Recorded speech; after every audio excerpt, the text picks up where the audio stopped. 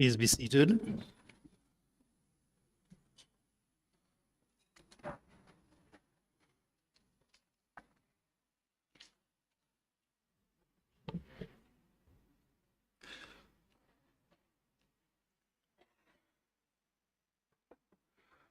Honorable members, good morning. I wish to welcome you to the third day and substantially the last day of the plenary business of this assembly session. I hope you are well rested and refreshed for today's business. We will begin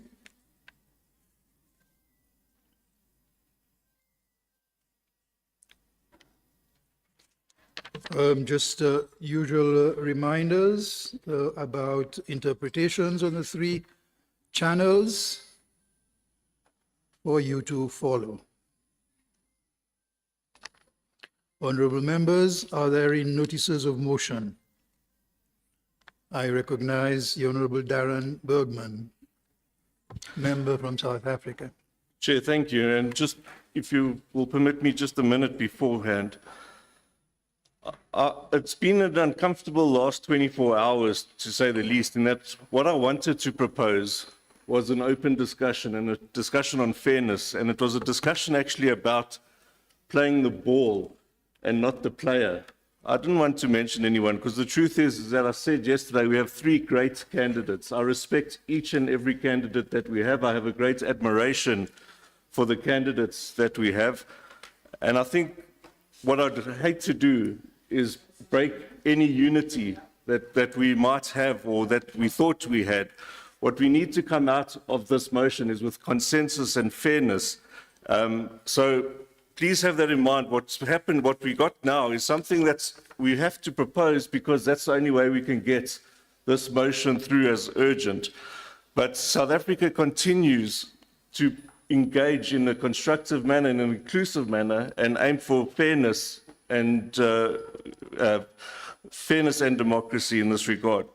So I'd like to rise and table a motion, a notice of motion on a matter of urgency and regional importance, and that the motion supports the candidature of Ms. Tulia Axon for the President of the Interparliamentary Union. Thank you. Thank you, Honorable. The notice of motion is recorded. Are there other members who want to give notice of motion? There being none, we will proceed with the business of the day. On the Honorable Member from Malawi wishes to give notice of motion. Point of order, Mr. President. Yes, you have the floor. Thank you very much, Mr. President, and good morning. Mr. President, I'm rising on a point of order. I would like to be schooled to ask which rule of procedure have we used to come up with such a motion, and what criteria have we used to come up with a candidate. Because I believe in the spirit of democracy and in the spirit of fairness, we are supposed to discuss issues before we come while they are already concluded. And the way the motion is coming, Mr. President, it's coming in such a way that they have already concluded. In other words, they had met somewhere, they had discussed, and they had concluded, and they went to this house to rubber stamp. So I will stand to be guided which procedure are we using, because these are issues to do with IPU. So maybe if we follow our own procedure, Mr. President, we're going to be guided accordingly. Mr. President, let me take you back to Kinshasa. When we had the former president, there was an issue there that was of paramount critical issues to do with the eastern part of the Democratic Republic of Congo. I'm sure everyone remembers. But as SADC member states, we failed to come up as one to talk about the aggressor, which is Rwanda, and our brothers and sisters are dying in DRC. And we would come here to talk about the presidency of a forum. Yet we're failing to protect our brothers and sisters in the Democratic Republic of Congo. So, Mr. President, to cut the story short,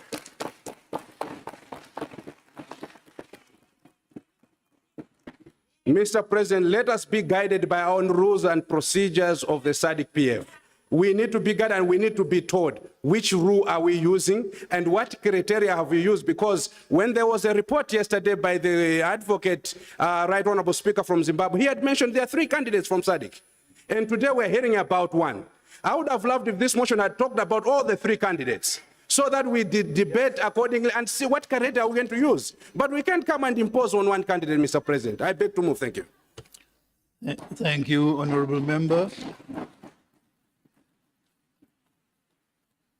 I have had the occasion to go over the rules, and I am satisfied that the motion from South Africa is admissible by the rules of the Constitution.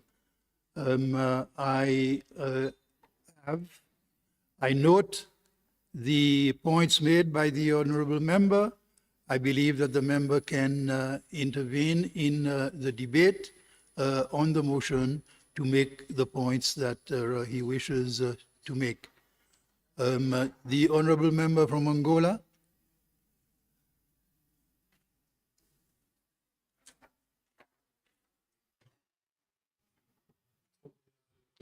Thank you very much, Honorable President of the Parliamentary Forum.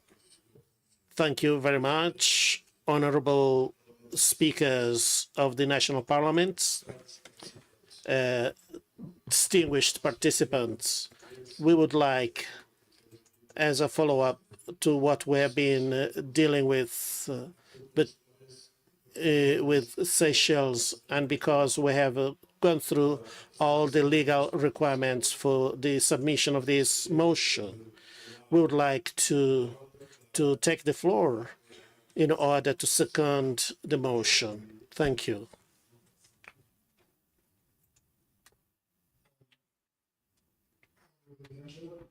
I think according to the procedures, we are not on the motion yet. We have just taken notice of the motion. We will proceed with the order of business for the day, and the motion is tabled on the order paper for the session of this afternoon.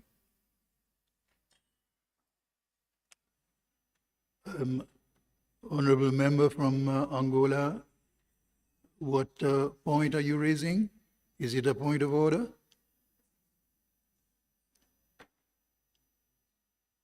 Honorable Member, yes. Muito obrigada. Thank you, Honorable President. Honorable President and honorable members, I wouldn't like to go against what the head of my delegation has said, but I would like to address the colleague of Malawi who just made reference to DRC. I would like to inform the distinguished, the honorable member that Angola has sent a battalion to DRC in order to cater for the cantonment of M23. So it's not true that our brothers and sisters are dying at the DRC and SADC hasn't done anything. This was a decision. I don't think you are on the order of, on the business of the point of order. I think this is a separate matter. So we will not address it. We will proceed with the commencement of business for the day. Secretary General, would you please read the first order of business? Motion on the adoption of the report of the joint meeting of the Standing Committee on Food, Agriculture and Natural Resources, Standing Committee on Trade, Industry, Finance and Investment, Standing Committee on Human and Social Development and Special Programs, and the Standing Committee on Democratization, Governance and Human Rights on Parliament's role in legislating for strategic and sensitive assets, taking into account the security of the nation whilst encouraging direct investment. Thank you, Secretary General. I now call upon the Honorable Dipatelo Kiorapitse to move the motion.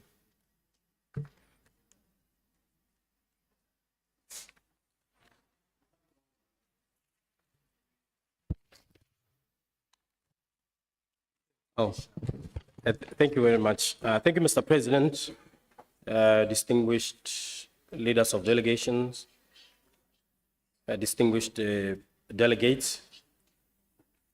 Mr. President, I beg to move that this plenary assembly do adopt the report of the joint sitting of the Standing Committee on Food, Agriculture and Natural Resources, Trade, Industry, Finance and Investment, Human and Social Development and Special Programs, and Democratization, Governance and Human Rights to the 53rd Plenary Assembly session of the SADC Parliamentary Forum, laid on the table on the 4th of July, 2023. Thank you, Honorable Member. Do we have a seconder for this motion? The member will please second.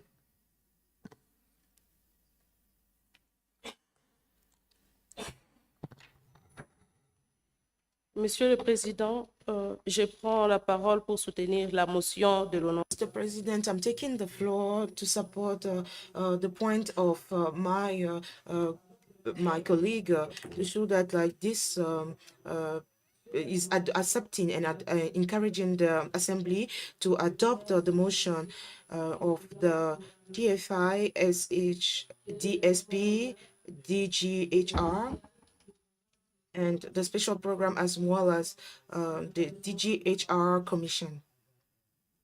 Mr. President, as the Plenary Assembly is well aware, around the world, We will proceed with the mover of the motion, and your address in secondment will come afterwards. Thank you. De la motion. I will now Merci. call upon the Honorable Kio Rapetse to present the report.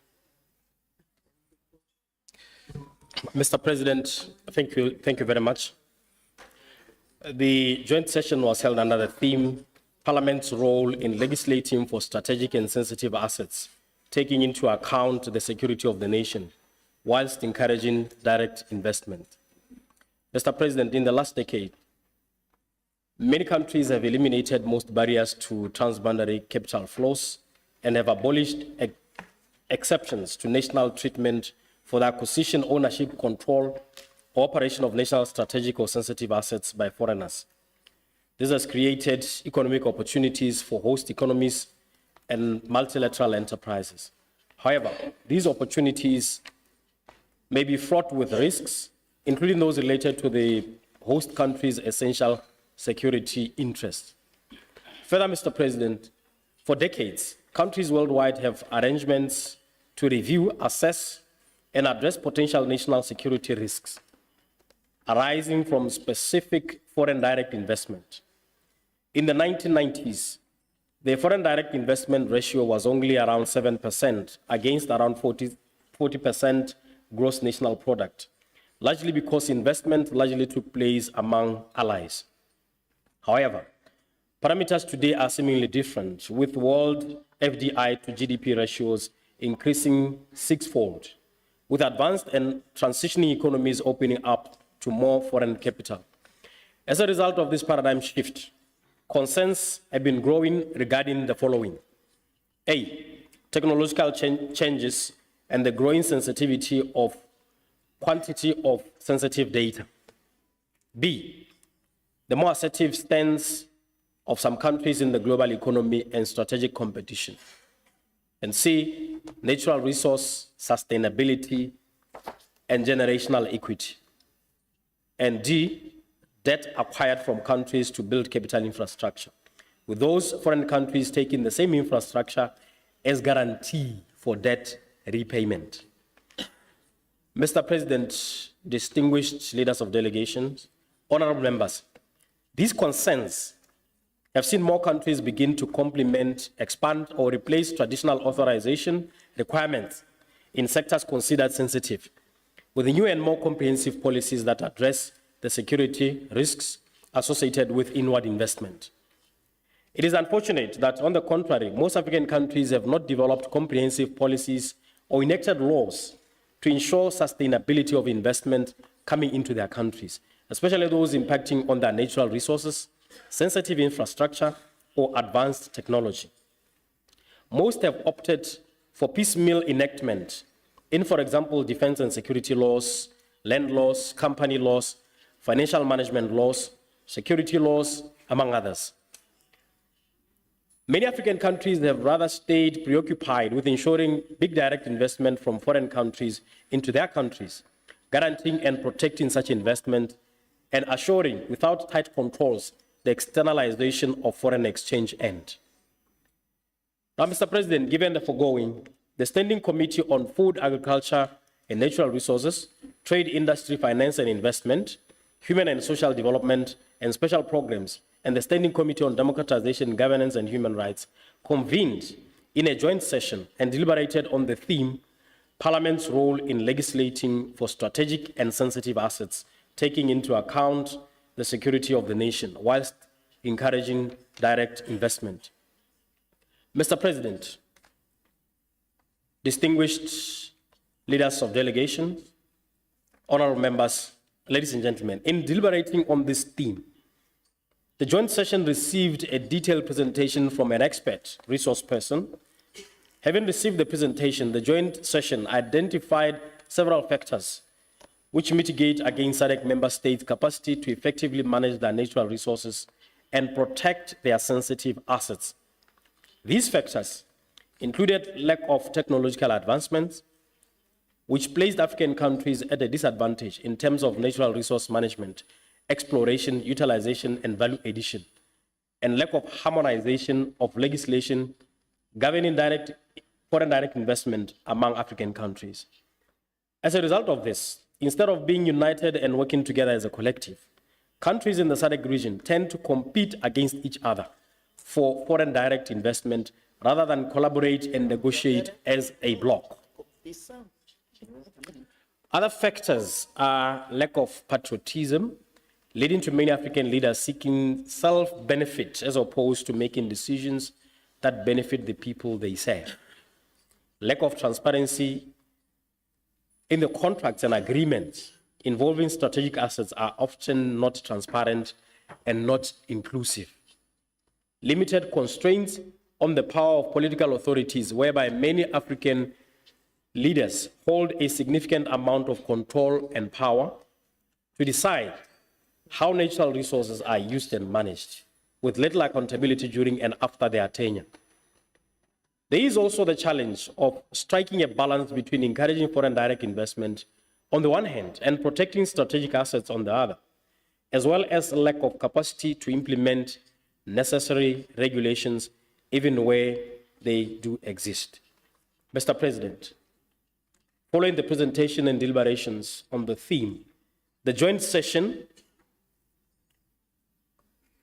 concerned that sensitive and strategic assets of member states, including hospitals, roads, bridges, dams, airfields, constitute jewels on the nation and are often pivotal for the adequate functioning of government and society.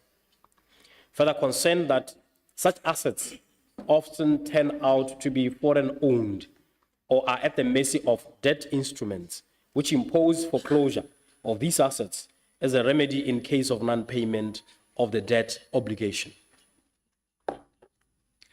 Aware that, on the other hand, foreign direct investment remains a prerequisite for steady economic growth, with countries aiming for clean FDI that is compliant with anti-money laundering AML or combating the financing of terrorism CFT regulations, double tax avoidance treaties, and other prescribed norms.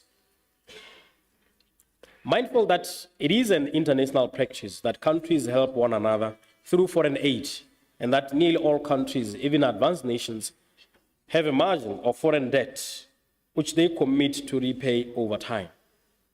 And cognizant that there is a need for a careful balancing exercise to be conducted by member states to weigh the need to contract foreign aid through debts taken on strategic assets against failing to provide citizens with the necessary infrastructure required for development, especially as the Sustainable Agenda 2030 is dependent on adequate state infrastructure to house institutions, promote public peace, entrench gender equality, to cite but a few objectives.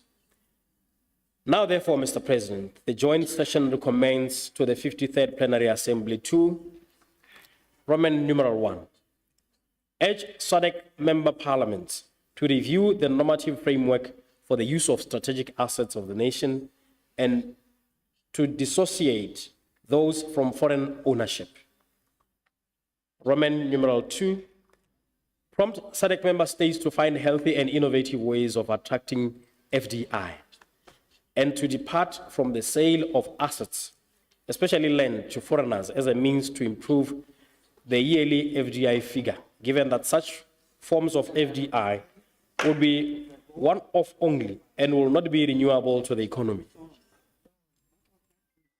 Roman numeral 3, urge SADC member states to leverage on the African Continental Free Trade Area to promote intra-Africa investments, which are sustainable and which generate wealth that can be absorbed within Africa. Roman numeral 4, encourage SADC member states to submit major debt instruments that are likely to bind successive governments to Parliament for its approval by a qualified majority, in view of improving good governance, transparency, and accountability in the management of public funds, especially where such funds will be utilized to acquire or construct strategic or sensitive assets. Roman numeral 5, further encourage SADC member states to constitute such oversight bodies or agencies as are permissible by law to monitor the contracting of foreign debt by all public bodies or departments and to ensure that hidden debt or guarantees are not concealed through complex organizational structures. Roman numeral 6, call upon SADC member parliaments to domesticate the SADC Model Law on Public Financial Management, adopted by the 51st Plenary Assembly of the Forum, to heighten parliamentary control over the public financial processes, including government debt operations. Roman numeral 6,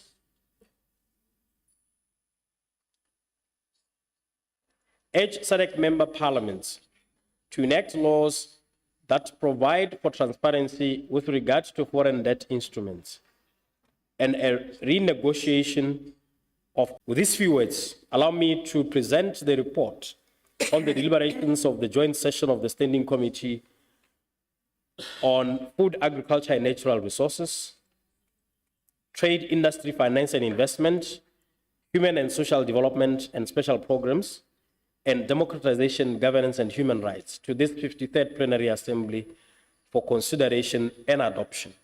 Mr. President, I beg to move. Thank you. Thank you, Honourable Member, for presenting the motion. I will now give the floor to the seconder, the Honourable Nadine Louabeya, to present a speech in secondment of the motion.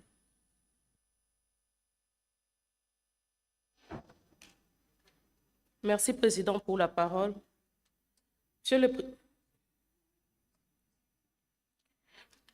Comme vous le savez, Monsieur le Président, cette plénière le sait certainement, au niveau mondial, le domaine politique des investissements dans les ressources naturelles, les technologies de pointe et des produits pharmaceutiques, entre autres, évoluent rapidement. Excuse me, please, Honourable Member. Properly hearing, is that correct? Ça va?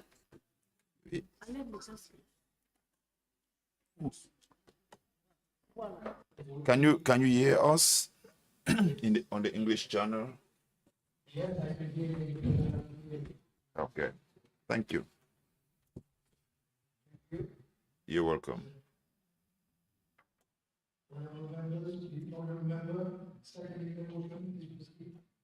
Ok, merci. Comme je le disais, merci, Monsieur. As I was saying, thank you, Mr. President, for giving me the floor. As this plenary session certainly knows, at the global level, the policy area of investments in natural resources.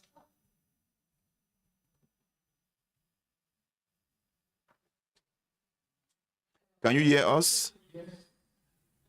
So,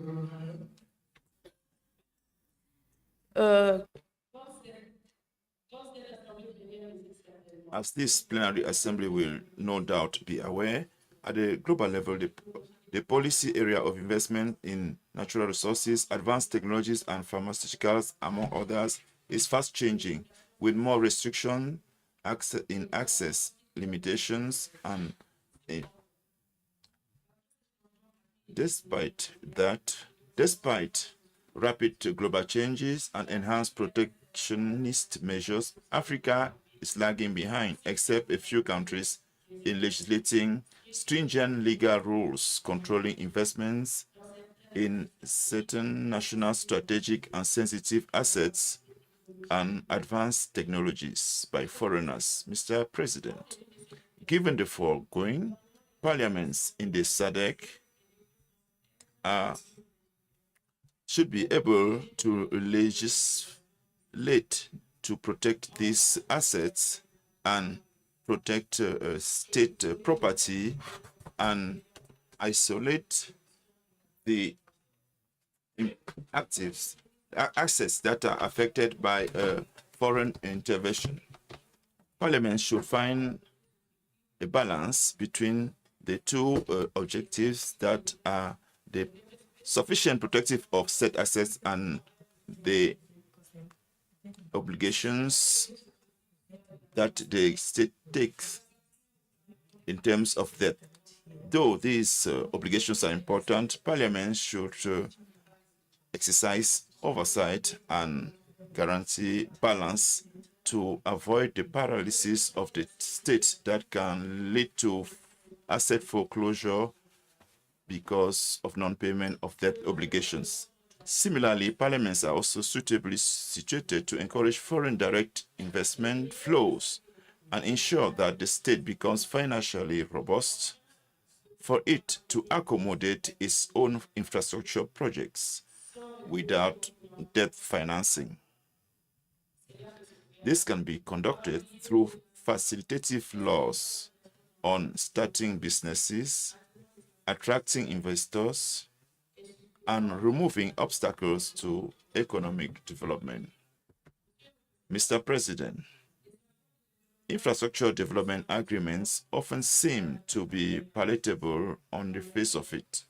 Indeed, they enable the state to actualize essential public infrastructure for the benefit of citizens. It is common knowledge that strategic and sensitive assets of the state have a major impact on human and social development, and as well as the quality of life of citizens. Some assets, such as water plants or solar farms, are fundamental for the survival of citizens through provision of utilities or energy. Without such assets, it will be impossible for citizens to live and enjoy basic human rights, such as food or shelter. Infrastructure, such as public schools, is crucial for the state to realize the right to education.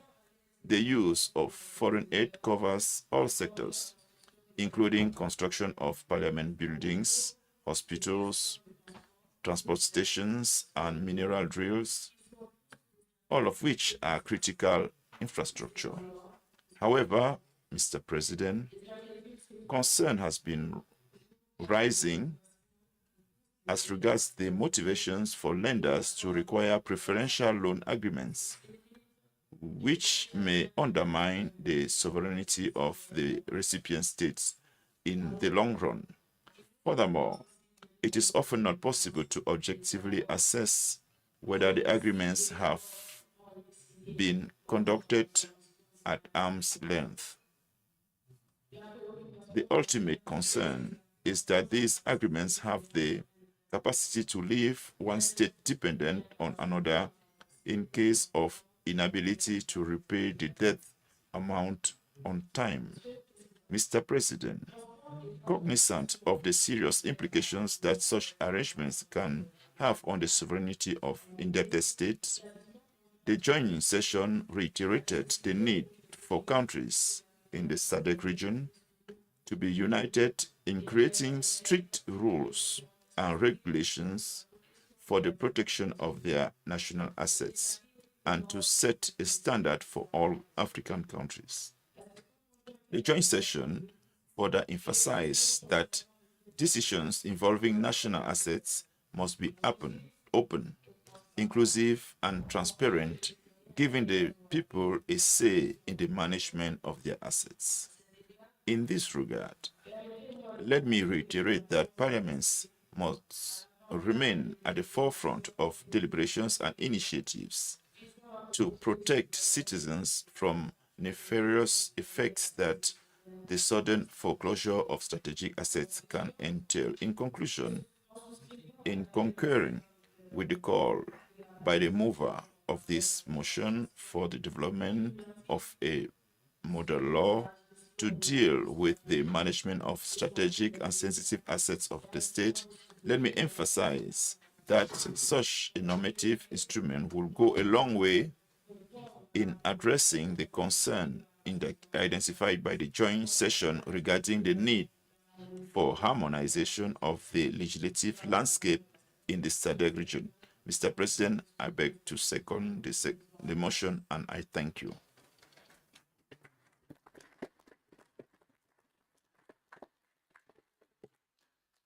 Thank you, Honorable Member. I shall now open the floor for debate. Members wishing to address shall raise their hands. And reminder, you have 5 minutes for an intervention, and remember to introduce yourself. I will begin with the member from South Africa. Thank you, Mr. President. My name is Seiso Muhai. I rise today to support this report that draws attention to the critical issues pertaining to our country's sovereignty and the protection of state assets, and notably those financed by international creditors. First and foremost, national sovereignty is the backdrop upon which our country's independence and self-determination stand.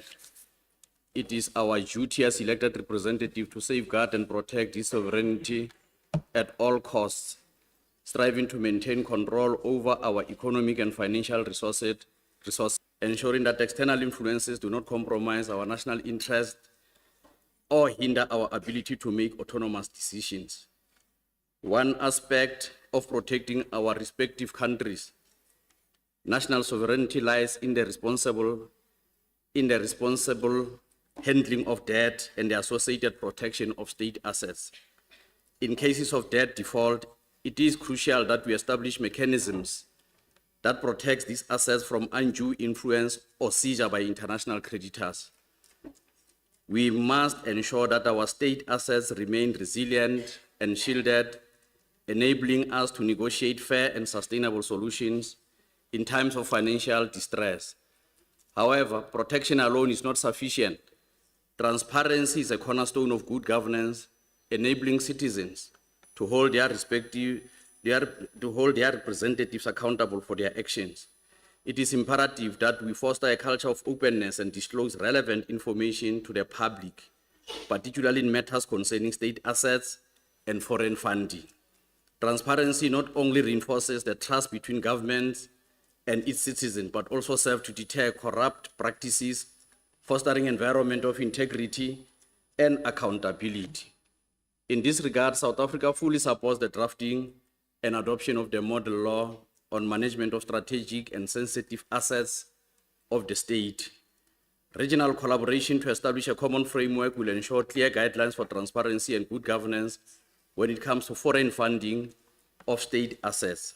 Through such collective efforts, we can strengthen regional cooperation, build trust, and share best practices in promoting responsible utilization of external resources while protecting our nation's interest.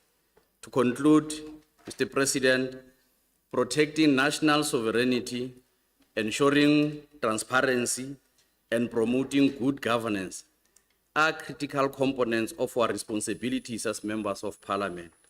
By upholding these principles, we safeguard our country's independence, protect our state assets, and foster trust and accountability within our region. Thank you, Mr. President.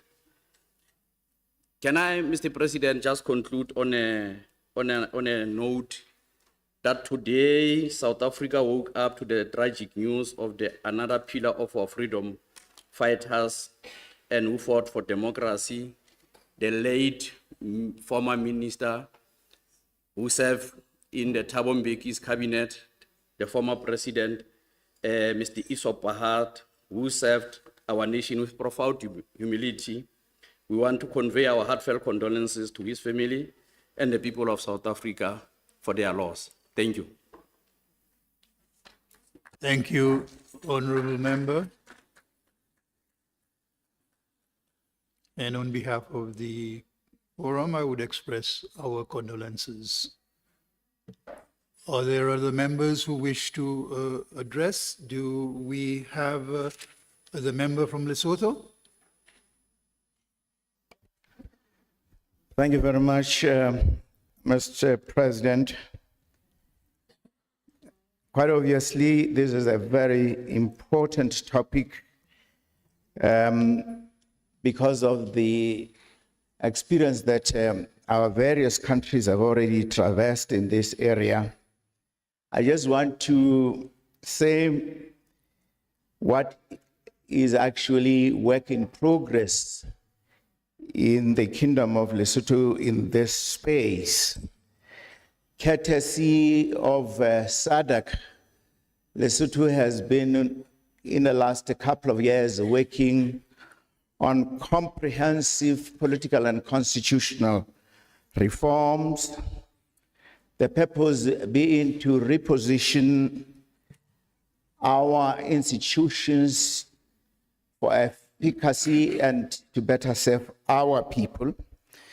The areas of reforms include, amongst others, the mainstreaming of the Human Rights Commission in order to be supportive to ensure that the democratic dividends are effectively enjoyed by our people.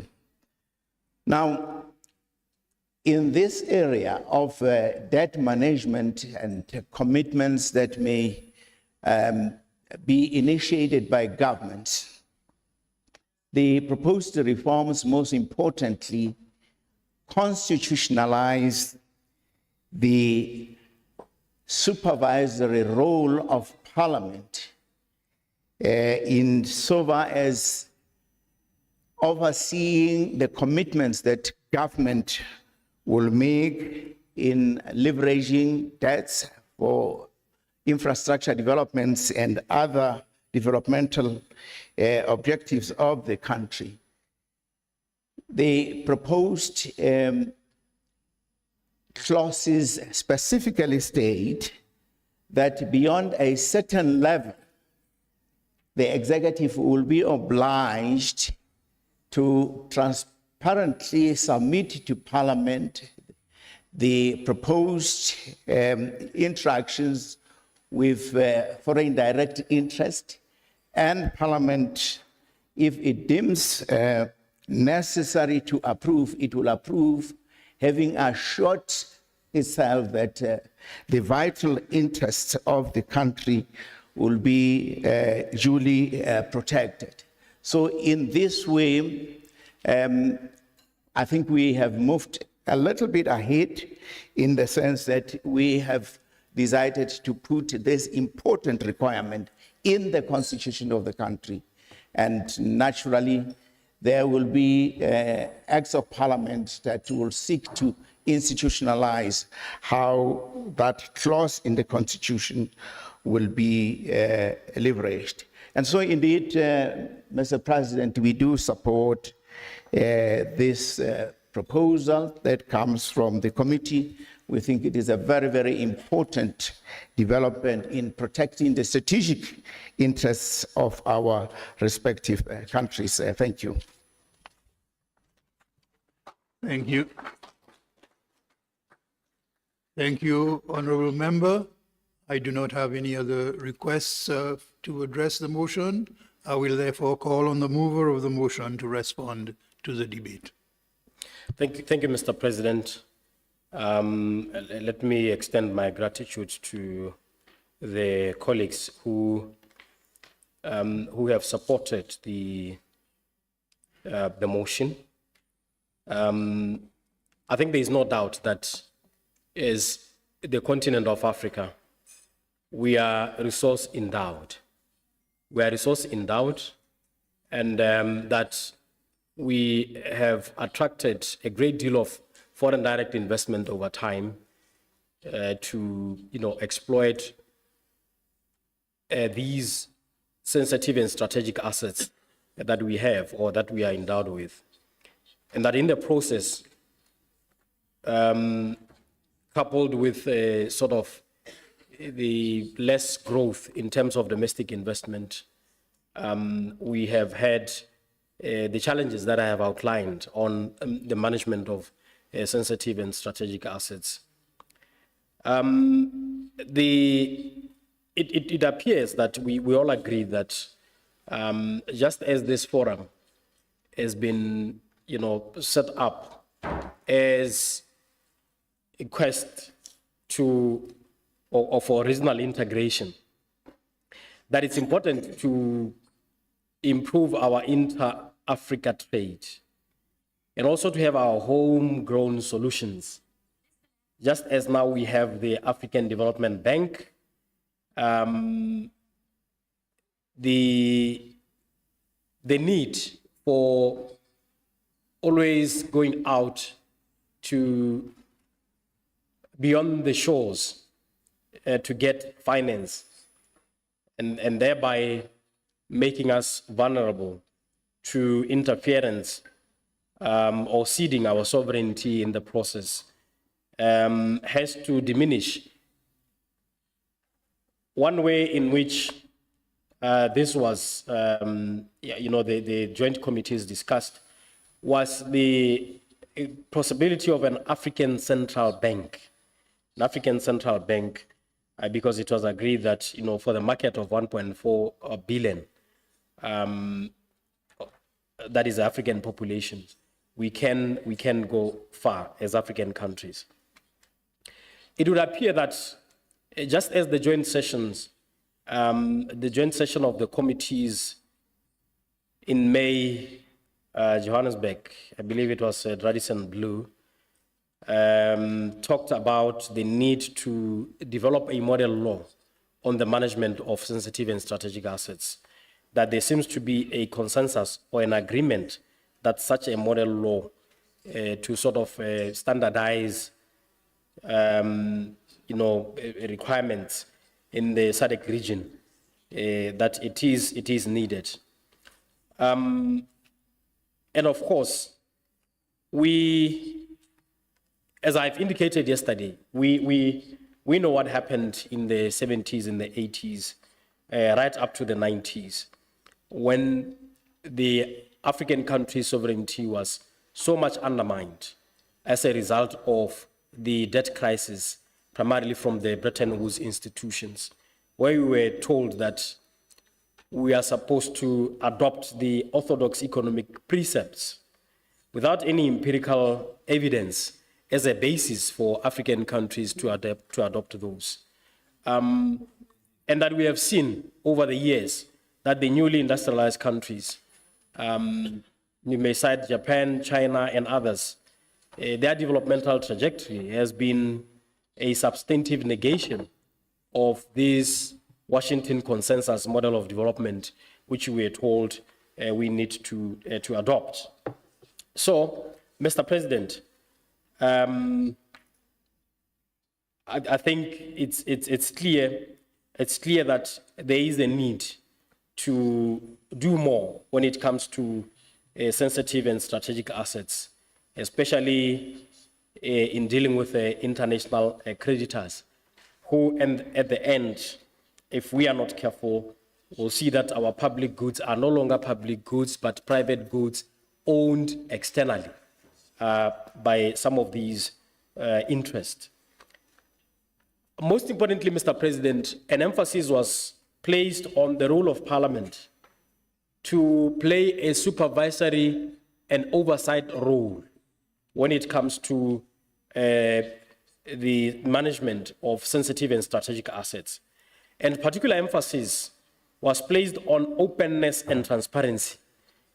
And I would like to cite the Extractive Industry Transparency Initiative, which emphasizes the need to be transparent and more open with regards to the extractive industries, the mining contracts, the exploration contracts, and such other related contracts.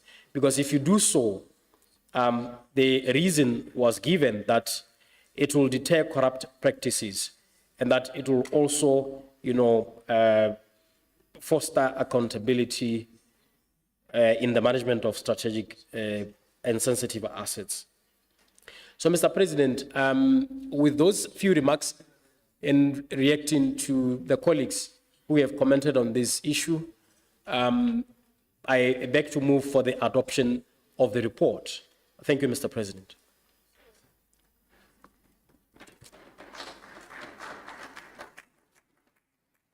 Thank you, Honourable Member.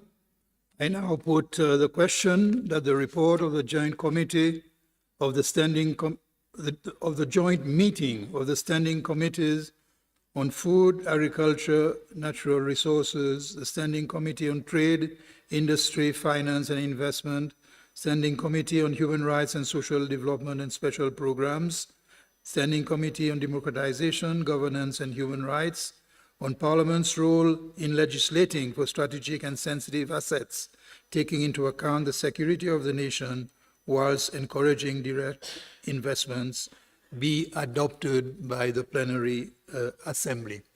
Are there any objections?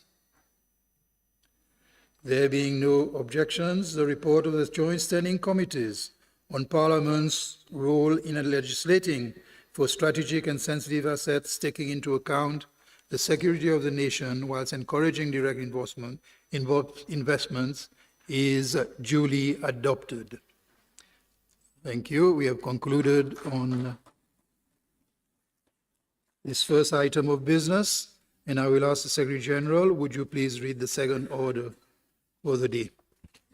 Motion for the adoption of the report of the Regional Parliamentary Model Laws Oversight Committee on progress on the domestication of the SADC Model Law in elections, using electoral system designing to achieve inclusive governance, specifically women, youth, and minority groups' participation and representation, as well as political financing regulation. Thank you. I now call the chairperson of the committee, the Honorable Ismail Ndaila Onani, to move the motion. Thank you very much, Mr. President, for giving the floor. Mr. President, before I move my motion, I would also like to put on record that today back home in Malawi, we are celebrating our 59th independence. And we're also privileged to be joined with the President of the United Republic of Tanzania. It's more than an honor and a privilege. Thank you very much, Mr. President. Mr. President, before you proceed, Honorable, please allow me to express the congratulations of the Forum on the independence days of our two member nations. I hope your people will be celebrating in joy. Thank you, Honorable Member. You may proceed on the motion. Thank you very much, Mr. President. Mr. President, I beg to move that this plenary assembly do adopt the report of the Regional Parliamentary Model Laws Oversight Committee to the 53rd plenary assembly session of the SADC Parliamentary Forum laid on the table on the 4th of July, 2023. I beg to move, Mr. President. Thank you. Do we have a second for the motion? The Honorable Member from Tanzania. Thank you, Mr. President. My name is Shirley Raymond, a Member of Parliament from Tanzania. I beg to support the motion, to second the motion. Thank you, Honorable Member. The Honorable Onani will now present the report.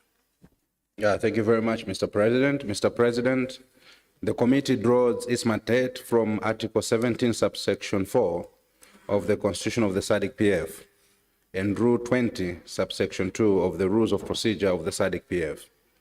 Mr. President, the committee met under the theme Progress on the Domestication of the Model Law on Elections, using electoral system design to achieve inclusive governance, specifically women, youth, and minority groups' participation and representations, as well as political financing regulations. The committee was privileged to benefit from the presentations by the author and researcher who has written and researched widely on various governance, democracy, elections, peace, and development issues in Africa. He is also a visiting professor at the Center for African Diplomacy and Leadership at the University of Johannesburg. Mr. President, the findings of the committee, including recommendations arising from the interactions with the presenter, are outlined in the committee's report. Allow me to merely highlight a few of the salient issues contained therein. Following the insightful presentations and deliberations, the committee noted that most of the electoral systems of the SADC member states were out of context and needed to be reformed. In this regard, reform initiatives were the preserve of parliaments and should be undertaken periodically. They should further be informed by nation and internationally recognized election standards, in particular those contained in the SADC Model Law on elections. Furthermore, Mr. President, the committee noted that the key hallmarks of the representatives' democracy and principles of free and fair elections were freedom, representation, accountability, inclusiveness, and constitutional order. In addition, the committee agreed that inclusiveness in elections means meaningful inclusion and representation of all citizens in the society. This is crucial in ensuring that vulnerable and marginalized groups such as women, youth, and persons with disability can participate and have a voice in the national affairs. The committee agreed further that member countries need to address the increasing trend of voter apathy and decline in voter turnout, in particular amongst the youth. Worryingly, this decline in voter turnout is predicted on declining trust in institutions, including political parties and the electoral system itself. Mr. President, the committee resolved that member states should engage in inclusiveness strategies that can be employed to address the issue of declining voter turnout, ranging from affirmative action to providing for voluntary and legislated agenda quotas and providing funding for the marginalized groups. Further, the committee resolved that member states should pass legislations to ensure effective electoral reform premised on broad-based representation of all segments of society, including vulnerable and marginalized social groups through stakeholder consultations, genuine national dialogue and consensus, and explore ways in which young and the youth could be motivated to participate in elections. The committee noted that the 2018 SADC Model Law on Elections was the first ever model law on elections globally. The model law provides that member countries should adopt positive measures such as diversity management, affirmative action, including quotas for women, youth, persons with disability, and the elderly, minority ethnic groups, and other disadvantaged groups as part of their electoral system. The model law also provides that the member states should put in place mechanisms to ensure the implementation of affirmative action and other positive measures to enhance political participation in the electoral process. In this regard, the members also noted that the election statistics for each of the SADC member countries showing the extent of participation by the focus groups of the meeting were not encouraging. On the contrary, the statistics revealed declining voter turnout, especially amongst the youth, and this pointed to the need to ensure inclusiveness. The committee also noted there were 4 SADC countries which were scheduled to hold elections in 2023 and 7 countries in 2024. In this regard, the member states must ensure that their electoral systems promote the meaningful inclusion and participation of the marginalized and vulnerable groups, especially women and the youth, who constitute generally more than 50% women and over 60% youth of the nation population and persons with disabilities. In addition, Mr. President, the committee noted that the electoral systems must consider the accessibility of polling stations and the provision of necessary support for accessing polling stations for persons with disability. Mr. President, the committee also further noted the importance of political party funding in elections and that this has to be regulated in order to avoid corrupt practices and misuse of public funds. Furthermore, the committee recognized that private funding, which in most cases is not regulated, could result in a number of problems, ranging from the kickbacks to perpetrators of the illicit financial flows and, in some cases, state capture. Mr. President, the committee further noted the rationale for electoral reforms, in particular that electoral reforms were aimed at ensuring a representative parliament and an inclusive government, making elections accessible and meaningful, providing incentives for coalition of political disputes, facilitating transparent and effective government accountability and responsiveness. Pursuant to its deliberations, the committee recommends to the 53rd Plenary Assembly to urge SADC member states to ensure regular reforms for the electoral system guided by the 7 main pillars of the electoral reform, in particular the inclusion of the marginalized groups and electoral integrity. Employ on SADC member states to pass legislation ensuring that the reform of their electoral systems is premised on broad-based representation of all segments of society, including vulnerable groups and marginalized social groups, through stakeholder consultations, genuine national dialogue, and consensus. Engage SADC member states to explore ways in which young people and the youth can be motivated to participate in elections in order to address youth voter apathy and declining trust in institutions, including political parties. Authorize and direct the Secretariat to proceed to engage with international and regional parliamentary bodies for a platform to present reports on SADC-PF activities and programs, and also on the domestication of implementation of SADC model laws as a measure to enhance the forum's visibility and ensure that the value of the model laws is appreciated by the member countries which constitute those bodies. The committee further is resolved that SADC member states should, as a requirement by SADC model law on elections, adopt positive measures, including quotas for disadvantaged groups as part of the electoral systems, and ensure their enforcement. Mr. President, on behalf of the committee, I wish to sincerely thank the resource persons for the insightful and well-researched presentations he made during the meeting, which facilitated our understanding and engagement on the issue before us. In conclusion, Mr. President, allow me to also place on record the gratitude of the committee to the Secretary General and her team for the steering work done in facilitating our work. Mr. President, I beg to move.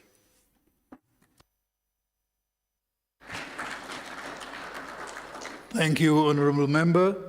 I shall now allow the seconder, the Honourable Shally Raymond, to present a speech in secondment of the motion. Thank you very much, Mr. President.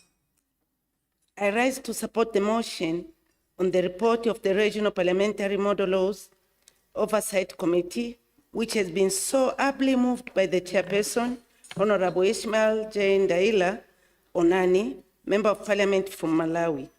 Mr. President, in supporting the mover of the motion, let me state from the outset that since most of our electoral systems in the SADC region were inherited from the colonial era, for the time being, they are not appropriate for our countries, and they contribute to the many socioeconomic and political problems in the region, in that they flawed and need to be reformed with a view to addressing major shortcomings, including the exclusion of marginalized groups from participation.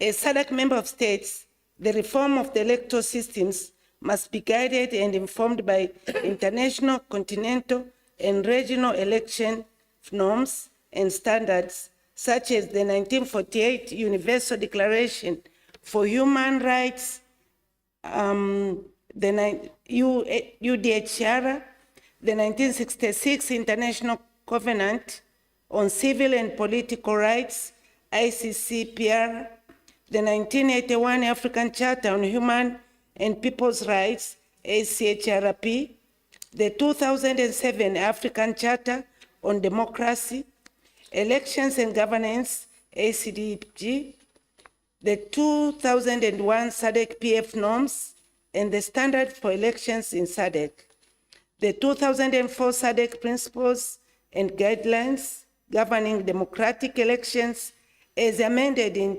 2015, 2003 ASA/ECF principles for elections management, monitoring and observation, PEMMO in the SADC region, and the 2018 SADC Model Law on elections. In particular, the committee recommends that in undertaking electoral reforms, SADC member states should draw up upon SADC Model Law on elections, which requires member states to, among other things, adopt positive measures and put in place mechanisms to ensure political participation in vulnerable and marginalized groups.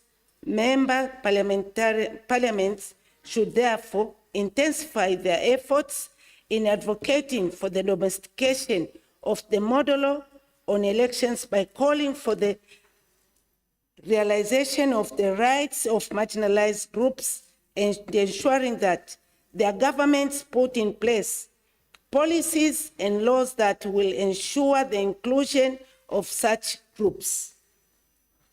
One way of ensuring inclusiveness is, for example, the adoption of positive measures for the participation of women, youth, persons with disabilities, the elderly, minority ethnic groups, and other disadvantaged groups. Further, parliamentarians must endeavor to ensure that their governments commit to setting aside budgets for implementation of the provision of the SADC Model Law once domesticated. We always hear that a certain model law has been domesticated, but then nothing is done. This is not fair. Mr. President, I also wish to emphasize the sentiments expressed by the mover that member states should pass legislation to ensure the participation of vulnerable and marginalized social groups in elections and in political life of their countries generally. Such participation is critical to a vibrant democratic culture and subsequently to socio-economic development. Finally, Mr. President, I welcome and support the proposal that the SADC-PF Secretariat should continue engaging with other international and regional parliamentary bodies. This will ensure that the call for the domestication of the SADC Model Law on elections, for instance, is amplified as most of the SADC member states are presented in various interparliamentary bodies. In addition, through such engagement, the forum can benefit from the experiences of other parliamentary bodies with regard to the best practice in electoral system. Before I conclude, Mr. President, may I thank the SG for being always up to date in giving us workshops and seminars to make us be in line with what is happening in the region. Mr. President, I second the motion.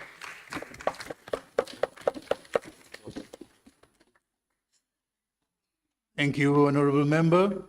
We will now have a debate on the motion.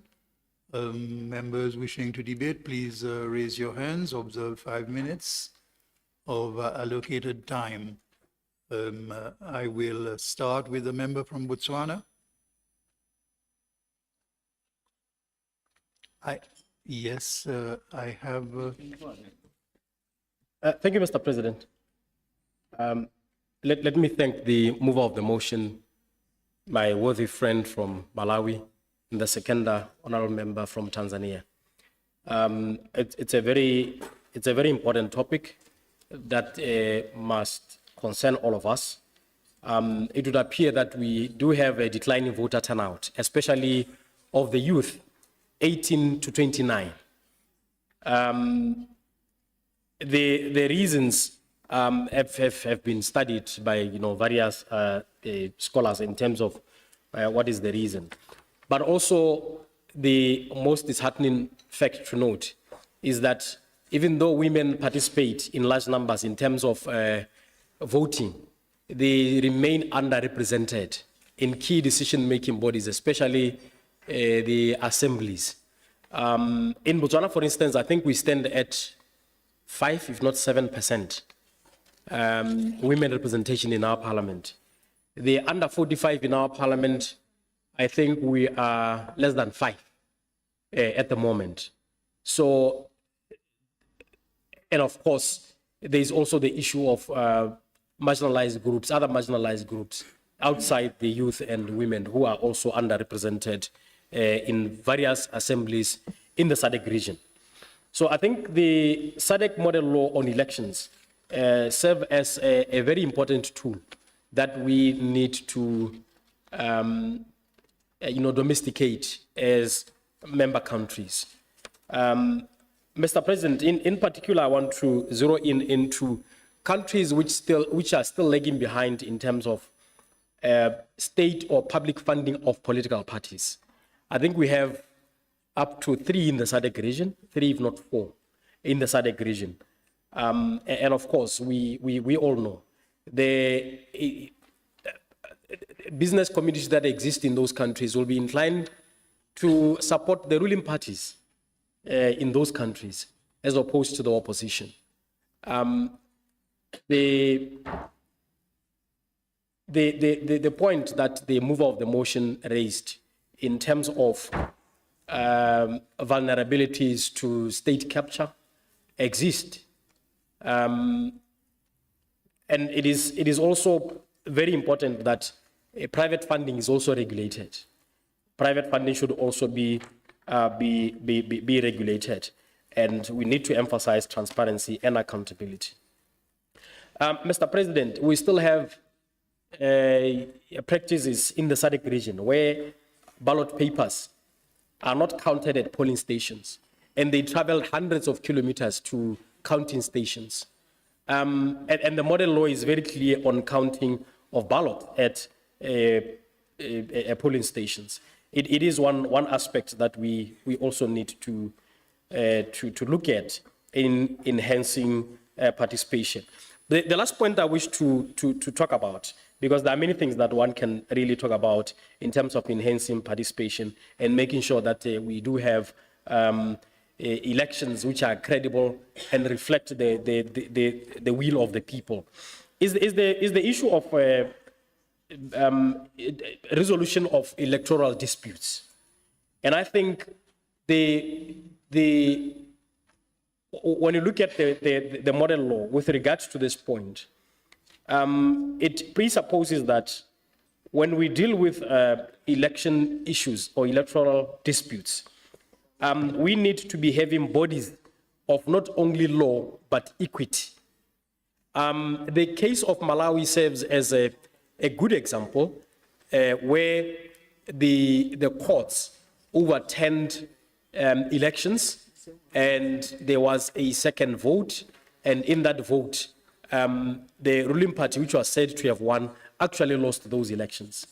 Around the same time in Botswana, the opposition was dismissed on a technicality, meaning that the courts sort of emphasized the strictures of the rules of order and procedure without functioning as a court of law and equity, and dismissed the petitions on a technicality where the merits were not debated.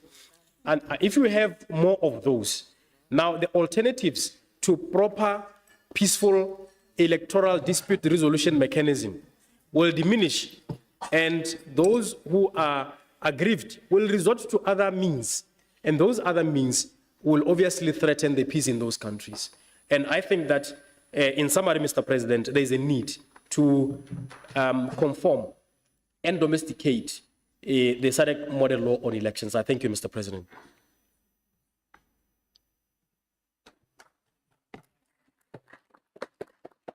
Thank you, Honourable Member. I have a member from Eswatini.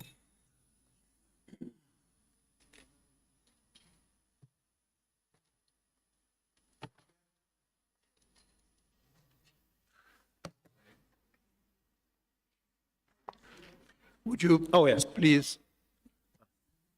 Yeah. Thank you, Mr. President, for affording me the opportunity to make an intervention in this very important and relevant item on our discussions. Back home, we have a slogan, a philosophy, that you cannot remain behind when there is an endeavor to build a nation. We are here to share ideas, share centers of excellency, so that we may improve wherever we may want to.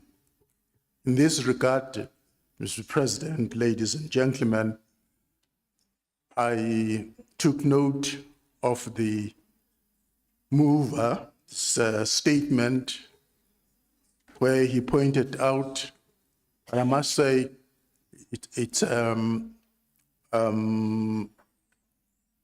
he moved those areas where he thought we were not doing so well, and to ensure that they are inclusive, given the overwhelming view here that certain categories seem to be marginalized when it comes to that.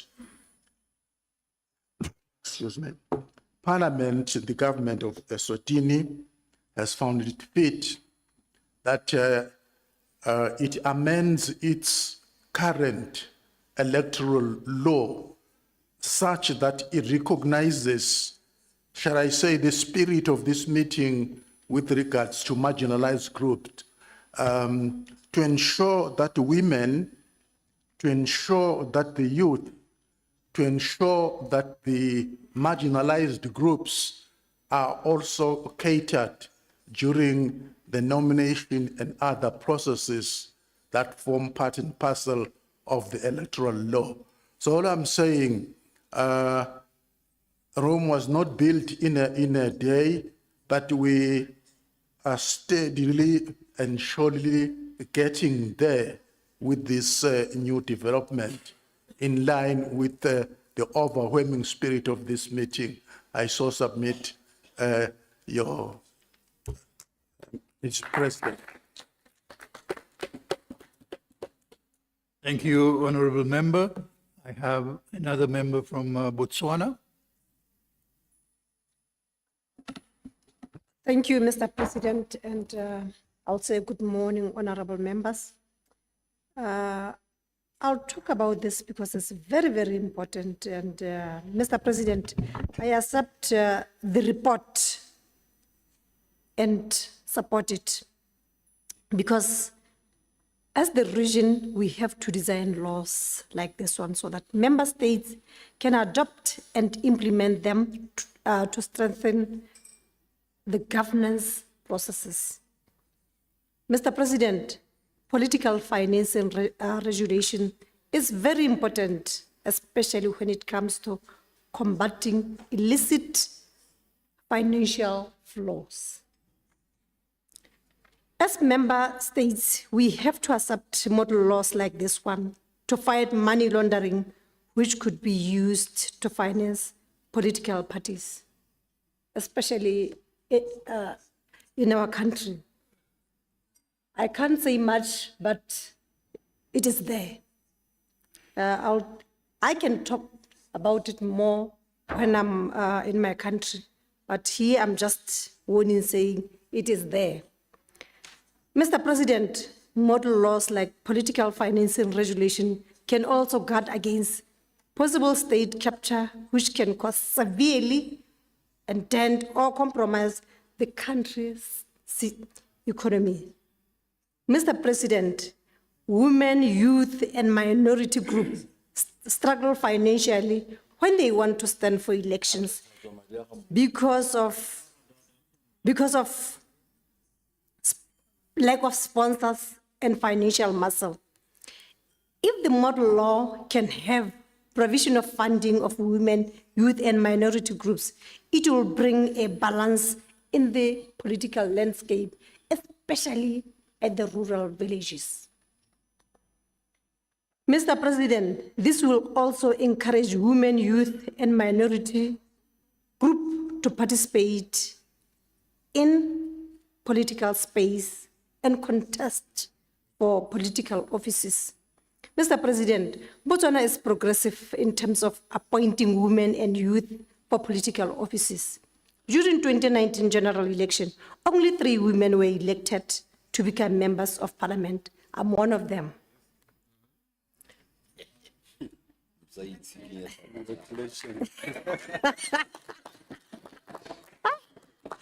Because Botswana is progressive of issues of gender equality and women empowerment.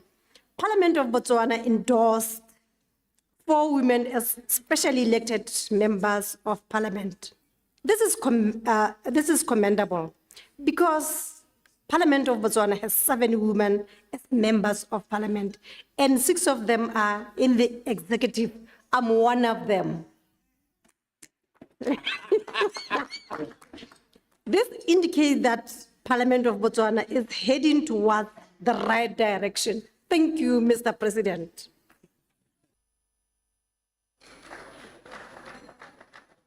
Thank you, Honorable Member. Yes, I recognize the member from Zambia. Thank you, Mr. President, for giving me an opportunity to make a few comments also on the issue we are discussing right now. Mr. President, in part 2 of the SADC Model Law on elections, where it talks about principles on elections, under point 6, which is universal adult and equal suffrage and broad participation. Section 1 talks about that the state shall ensure equal suffrage and broad participation of citizens, including minority groups, and that the broadest pool of voters are allowed to cast ballots. Mr. President, I would like to share with the members in this House the progress that we have made as Zambia regarding the domestication of this provision. So far, Mr. President, in Zambia in 2021, for the first time, we had inmates participating in voting since independence. And I feel we got independence in 1964, and for all those years, we never had inmates participating in elections, in voting. But for the first time in 2021, we had this experience. So we are also on course in domesticating this model law. This is what I wanted to share with the plenary. I thank you, Mr. President. Thank you, Honorable Member. I have the Honorable Speaker from Tanzania. I will give her the floor. Thank you so much, Mr. President. Thank you for the opportunity to address your august House. First of all, I'd like to commend the mover of the motion and the seconder. They have raised very important points on behalf of their committees. Two issues. The first one, I would like to go to page 5 of the 9 pages and paragraph E. It's talking about the 2018 SADC Model Law on elections, and then it's talking about the fact that this model law is talking about positive measures such as diversity management, affirmative action, including quotas for women, youth, persons with disability, the elderly, minority, ethnic groups, and other disadvantaged groups. Mr. President, this is very valid in our current situations. But then I think the question should be, what have our respective countries and our respective parliaments have done in this respect? Because here we are being told that the model laws haven't really been adopted in our respective countries. But it's possible that the model law has so many things that as countries we can't do them in a day. Like our colleague from Eswatini said, Rome wasn't built in a day. But we have to be taking steps. What have we started doing? Because here we are listening to a parliament that has only 3 women, if I heard correctly, 3 or 4 women. And here, yesterday, I had people, men in the house, when I said we haven't reached there, they were busy clapping for my colleague from Lesotho, who was saying, you know, we need to all move together. We can't move together when we have left behind so many people. We have to go back to them, bring them on board, and then we start moving together. I think this paragraph underscores the fact that we are not yet there. We have to be inclusive, but we are parliamentarians. And now I'm going to the second point. Since we are parliamentarians, page 7 of the 9 pages, it's paragraph 7, it's saying, noted with regret that many SADC countries inherited electoral systems from their colonial rulers, which did not take into account the unique social, cultural, and political economic contexts of the colonized countries. Since few of these countries had reformed their electoral laws, their systems were fraught with flaws and were in dire need of comprehensive reforms. My question is, how long do we think we are actually justified to blame our colonial masters now? Some of us here were born after independence of our countries. And we are here still talking about the problems of the colonial master. I mean, we have to reach a point where we have to take responsibility of our inaction. We have to do something. We are members of parliament sitting here. We are speakers sitting here. These members of parliament here are equally members of parliament in our respective houses. Bring those issues in our respective countries. Let's make the changes. We can't blame the colonial master 60 years after independence. Now we are talking about Malawi celebrating their independence today. How many years are those? We can't be discussing about colonial masters. We have grown past that. Mr. President, we have to take responsibility for the growth of our SADC, for the growth of our SADC towards having parliaments which are more inclusive, and so the electoral laws have to be changed to ensure we are more inclusive, everybody's brought on board, and then we keep moving together. Thank you, Mr. President.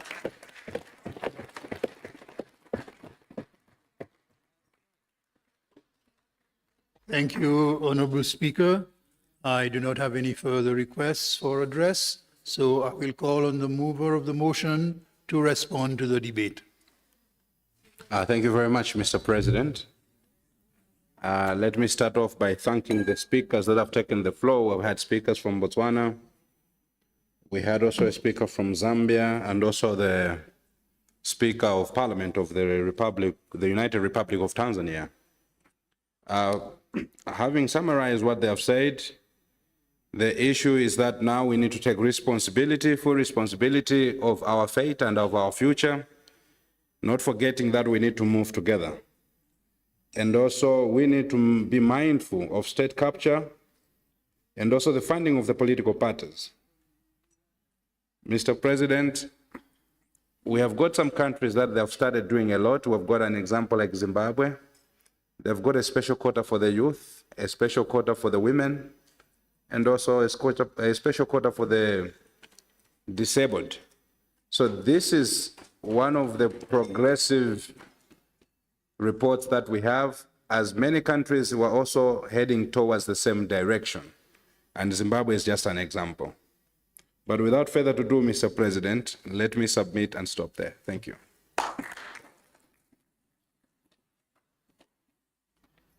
Thank you, Honorable Member. I now put the question that the report of the Regional Parliamentary Model Laws Oversight Committee on progress on the domestication of the SADC Model Law on elections using electoral system designing to achieve inclusive governance, specifically women, youth, and minority groups' participation and representation, as well as political financing regulation, be adopted. Are there any objections? There are no objections, so the report of the Regional Parliamentary Model Laws Oversight Committee on progress on the domestication of the SADC Model Law on elections using electoral system designing to achieve inclusive governance, specifically women, youth, and minority groups, participation and representation, as well as political financing regulation, is duly adopted.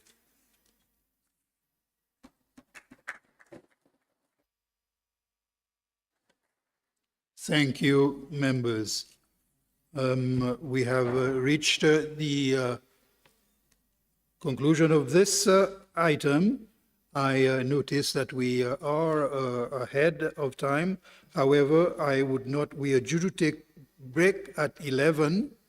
I would not like to squeeze the next item in between. So I propose that we take break now and we resume duly at 11:30 hours as on schedule. We will rise to adjourn.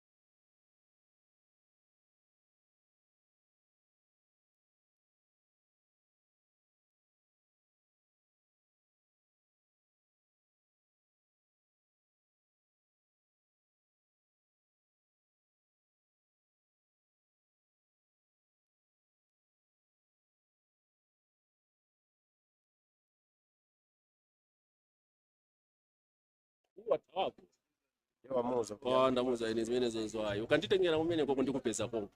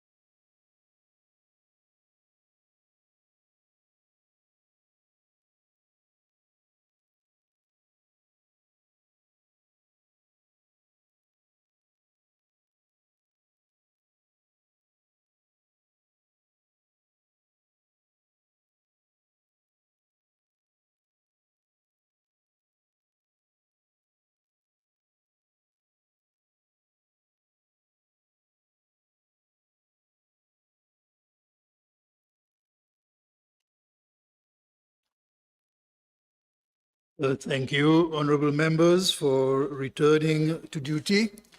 We will resume with business on the order paper. Secretary General, would you please read the next order for the day? Motion for the adoption of the report of the joint meeting of the Standing Committee and the Regional Women's Parliamentary Caucus on accelerating the domestication and implementation of SADC Model Law on child marriage and gender-based violence, good practices, challenges, and way forward. I now call upon the chairperson of the committee, Honorable Rosie Bistoke, to move the motion.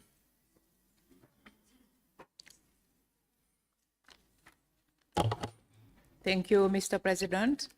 Good morning, all honorable members and leaders.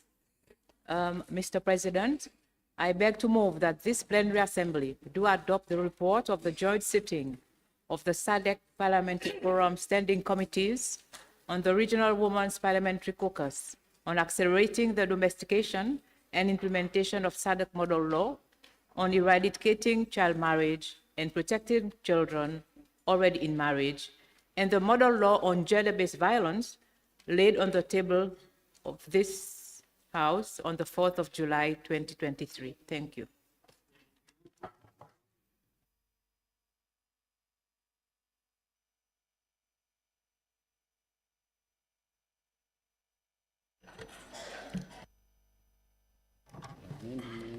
Thank you, Mr. President. Mr. President, I beg to second the motion.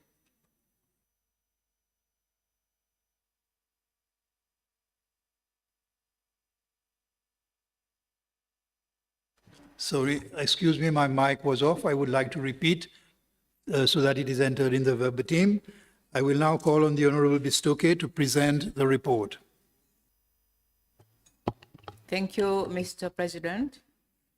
Mr. President, in convening this joint session, the Standing Committee were guided by their respective mandates in terms of Rule 42 of the SADC-PF Rules of Procedure. The joint session of the Standing Committees was held on Wednesday, the 10th of May, 2023, and deliberated on the topic, accelerating the domestication and implementation of the SADC Model Law on child marriage and gender-based violence, good practices, challenges, and way forward. Mr. President, the joint session was supported in its deliberations by competent and skilled resource persons who shared their knowledge and expertise and helped the joint session to shape its recommendations, which were contained in the report before this August plenary assembly today.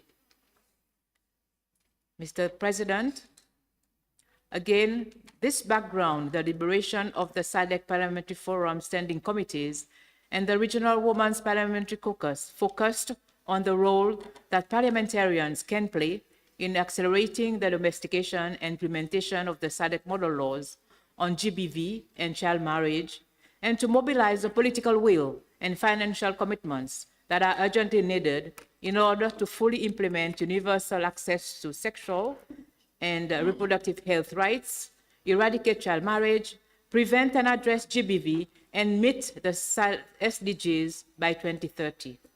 Mr. President, based on the information that was shared by the highly qualified resource persons on the roles of the parliamentarians in accelerating the implementation of SADC model laws on child marriage and gender-based violence, the standing committees identified some critical action points based on their respective mandates as set out below.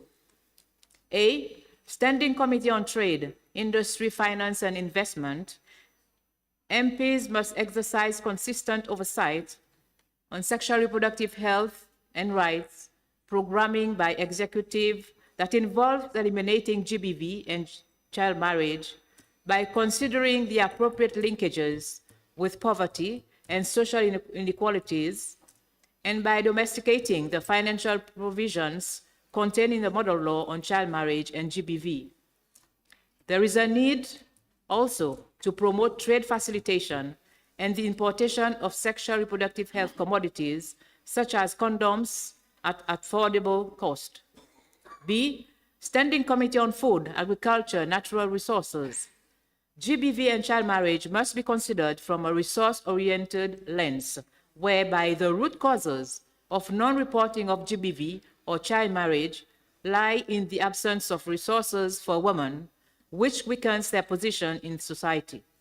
These root causes must be addressed as part of interventions to eliminate socioeconomic inequalities that discriminate against women and young girls. MPs ought to legislate and exercise oversight for women and young girls to be treated at par with men and boys with regards to succession, inheritance, and education, and as well as employment opportunities. C, Standing Committee on Democracy, Governance, and Human Rights. As part of age control, member parliaments must guarantee universal access to birth certificates by making adequate budgetary provisions for decentralization and awareness-raising programs on civil birth registration, particularly in peripheral or rural or remote areas. Further, SADC member states must commit to enacting legislation to make birth registration mandatory in order to speed up and monitor birth registration. The authorities, in collaboration with traditional healers, must be engaged to monitor civil registration of marriages and customary unions. The monitoring of age through formal means would thus provide the necessary documentary support and evidence to prevent child marriage. D, Standing Committee on Human and Social Development and Special Programs. The committee highlighted that there was a need to prioritize aspects of human and social development, which would promote girls' education, inclusive of comprehensive sexuality education, prevent school dropouts, criminalize both child marriage and GBV, and that domestication of both model laws must be attained through relentless monitoring in collaboration with national stakeholders. Mr. President, in the light of the foregoing deliberations, the joint session of the standing committees of the forum were mindful that GBV and child marriage need to be completely eradicated in Southern Africa in order for the region to aspire to its highest or greatest goals and objectives, in particular those under the Sustainable Agenda 2030 and the Africa Agenda 2063. And they were also cognizant that GBV and child marriage constitute grave violations of the human rights recognized in Southern Africa, including the right to health, the right to physical integrity, and the right to be protected from all forms of inhumane and degrading treatment. It's also taking into account that there are various underlying factors and structural determinants which foment GBV and child marriage, and these needs to be addressed comprehensively by parliaments in collaboration with multi-stakeholders, including civil society organizations like ministries and other statutory bodies. And they were also concerned that there is a need to reprioritize sexual reproductive health and rights strategies in the Southern Africa to meet with the emerging challenges such as pandemics and climate change preparedness, as well as the rising inflation, which may shift the focus of governments to other intervention areas at the expense of the progress made in combating GBV and child marriage. Now, therefore, the joint session of the standing committees of the forum recommends to the 53rd Plenary Assembly to A, encourage SADC parliamentarians and parliaments to build consensus and commitments on the need to fight all forms of GBV and eradicate child marriage through domestication and implementation of the SADC Model Laws. B, urge SADC member states to review their domestic legislation so as to align it with the SADC Model Law on child marriage, particularly to set the minimum age of marriage at 18 years without exception. Further urge number C, SADC member states to ensure compliance with regional and international human rights, the standards, by following a human rights approach to child marriage and GBV by reviewing laws on child marriage and gender-based violence to ensure compliance with these regional and international human rights standards on which the two SADC model laws are based. D, encourage SADC governments to adopt a holistic and multi-sectoral approach to child marriage, sexual and reproductive health rights, and GBV in view of the crucial and complementary role of the different stakeholders to constitute of both state and non-state actors.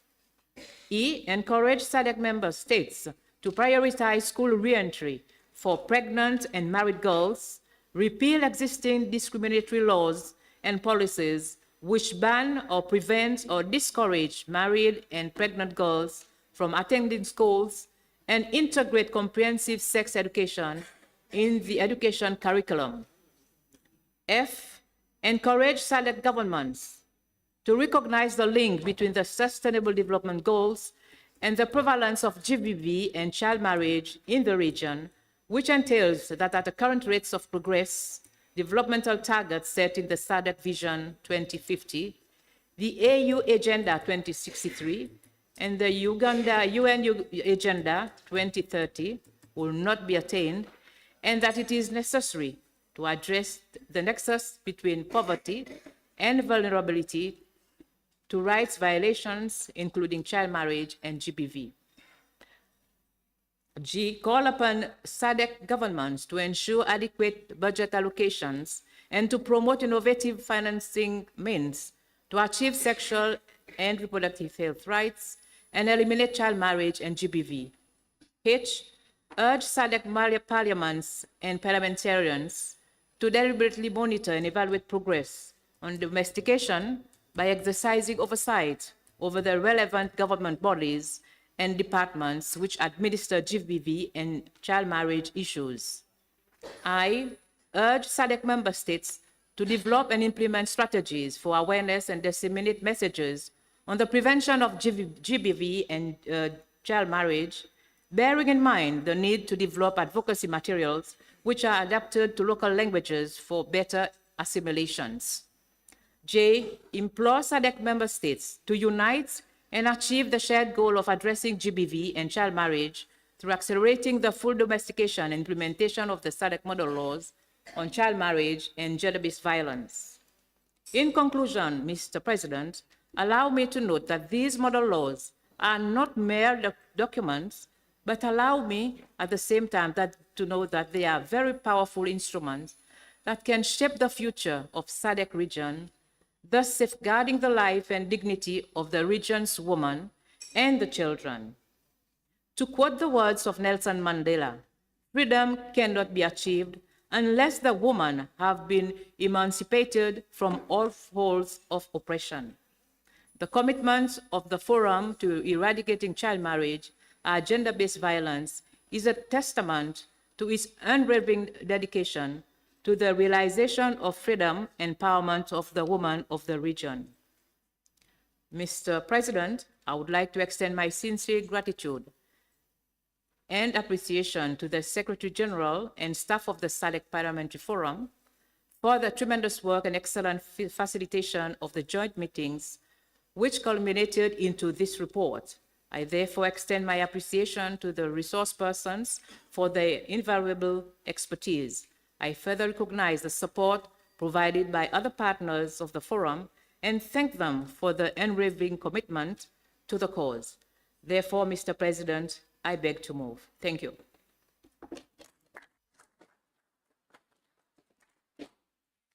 Thank you, Honourable Member.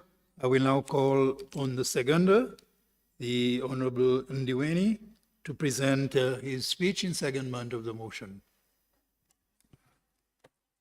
Thank you, Mr. President. My name is Daudi Ndiweni, Member of Parliament from Zimbabwe.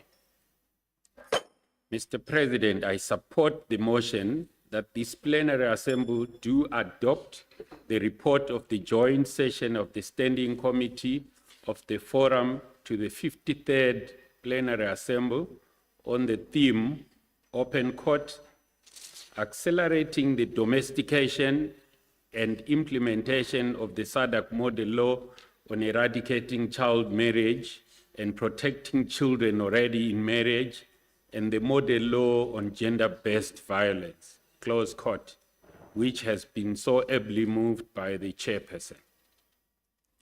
Mr. President, it is incontrovertible,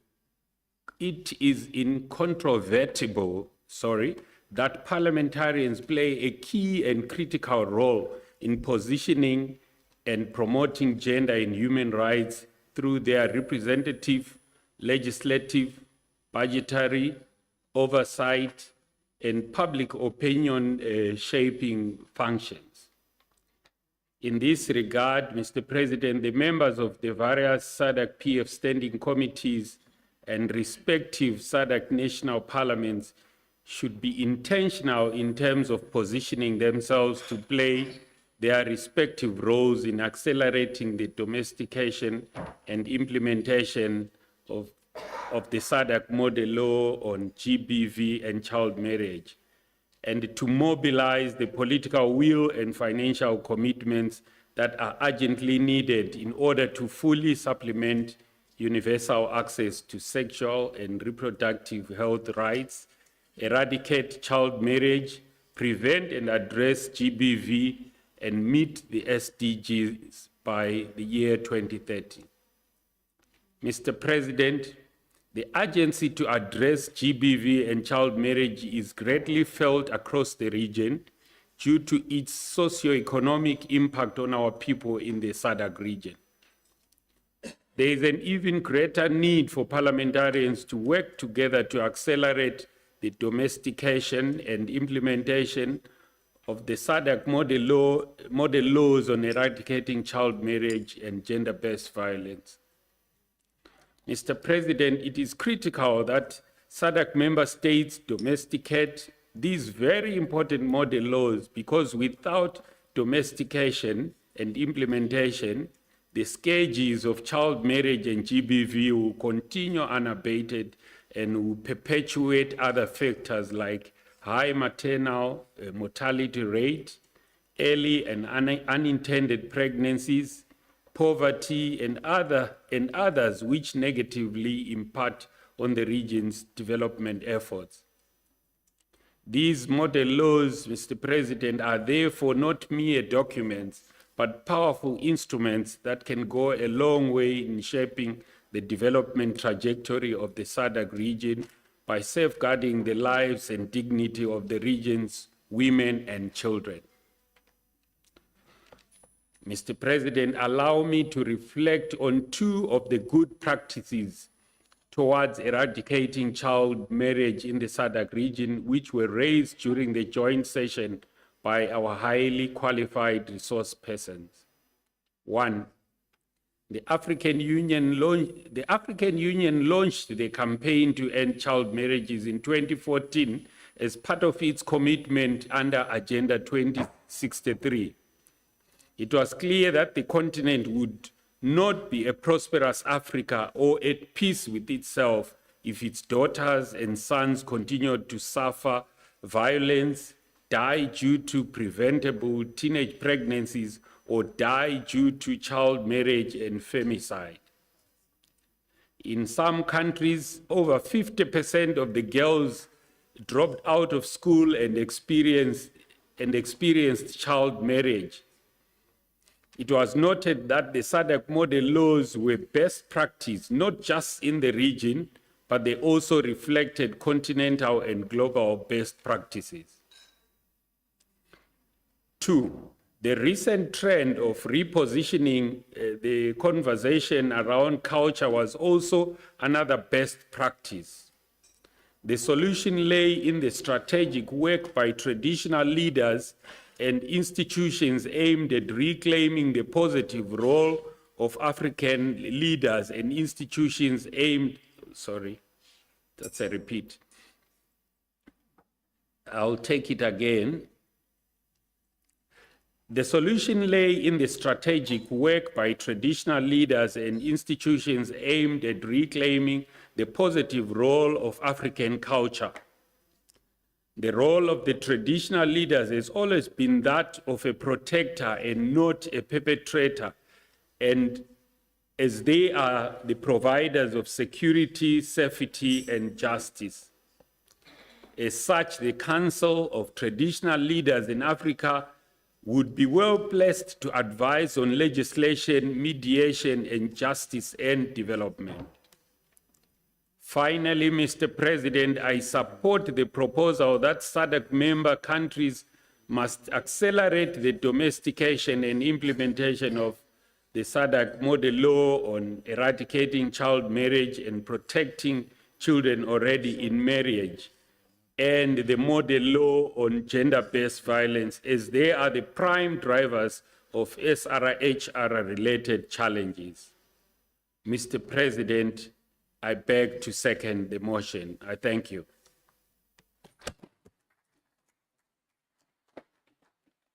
Thank you, Honorable Member. The motion being seconded, I will now open the floor for debate. Please raise your hands.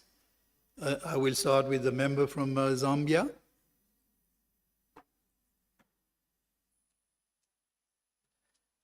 Thank you, Mr. President, and all protocols observed. I just want to add what Zambia is doing in terms of domesticating some of these model laws that we have been working on as SADC-PF. And I want also to adopt the ways that the mover talked about, that these are very important instruments that are helping our national assemblies. May I put on record that in a way of domesticating some of these model laws, really, which have been used, His Excellency of the Republic of Zambia, Hakainde Hichilema, being an African Union champion on ending child marriage, has made sure that now in Zambia, not only is it criminal to marry a child who is below the age of 18 at that time, but also whoever marries or sanctions that marriage, they will be brought to books. I mean, they will be creating an offense and they will be actually criminalized. But as we were here in one of my submission again on behalf of our Zambian delegation, I did submit that as we sit here in Arusha, the president, again, through his cabinet, has gone on to introduce the Marriage Act Bill of 2023, which we'll be tabling before the end of this session in end of July, which will now actually recommend that over, above and above, the age of marriage will be 19. So this is another way of actually domesticating this model law on ending child marriage. In addition to that, I want also to submit to the August House that Zambia, together with all parties in the Parliament, we were able to defeat a motion that was introduced by a private member motion, where they wanted to stop the education of comprehensive sexuality education. Though we acknowledge that there are some concerns, especially among our older generation parents, among some of the key stakeholders and traditional leaders, we do feel that comprehensive sexuality education does not just speak about sex, but it actually speaks about sexuality and even empowering, especially our children, boys and girls, but in particular girls. So again, this was another achievement that as a bipartisan parliament, we were able to agree that we maintain comprehensive sexuality education. Also to note that we do have an SRHR caucus team that is also championed by our own first deputy speaker, where we talk about the issues of ending child marriage.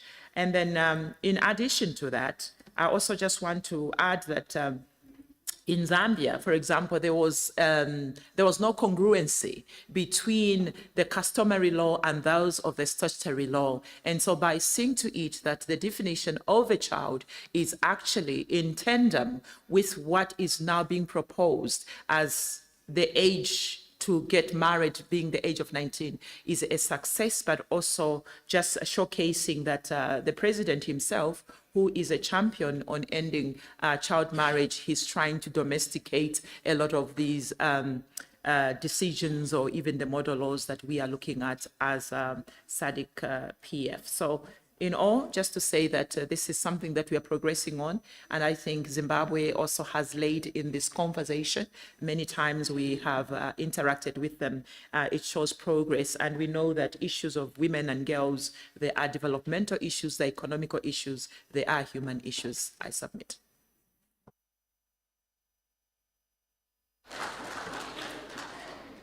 Thank you, Honorable Member. I have a member from Eswatini.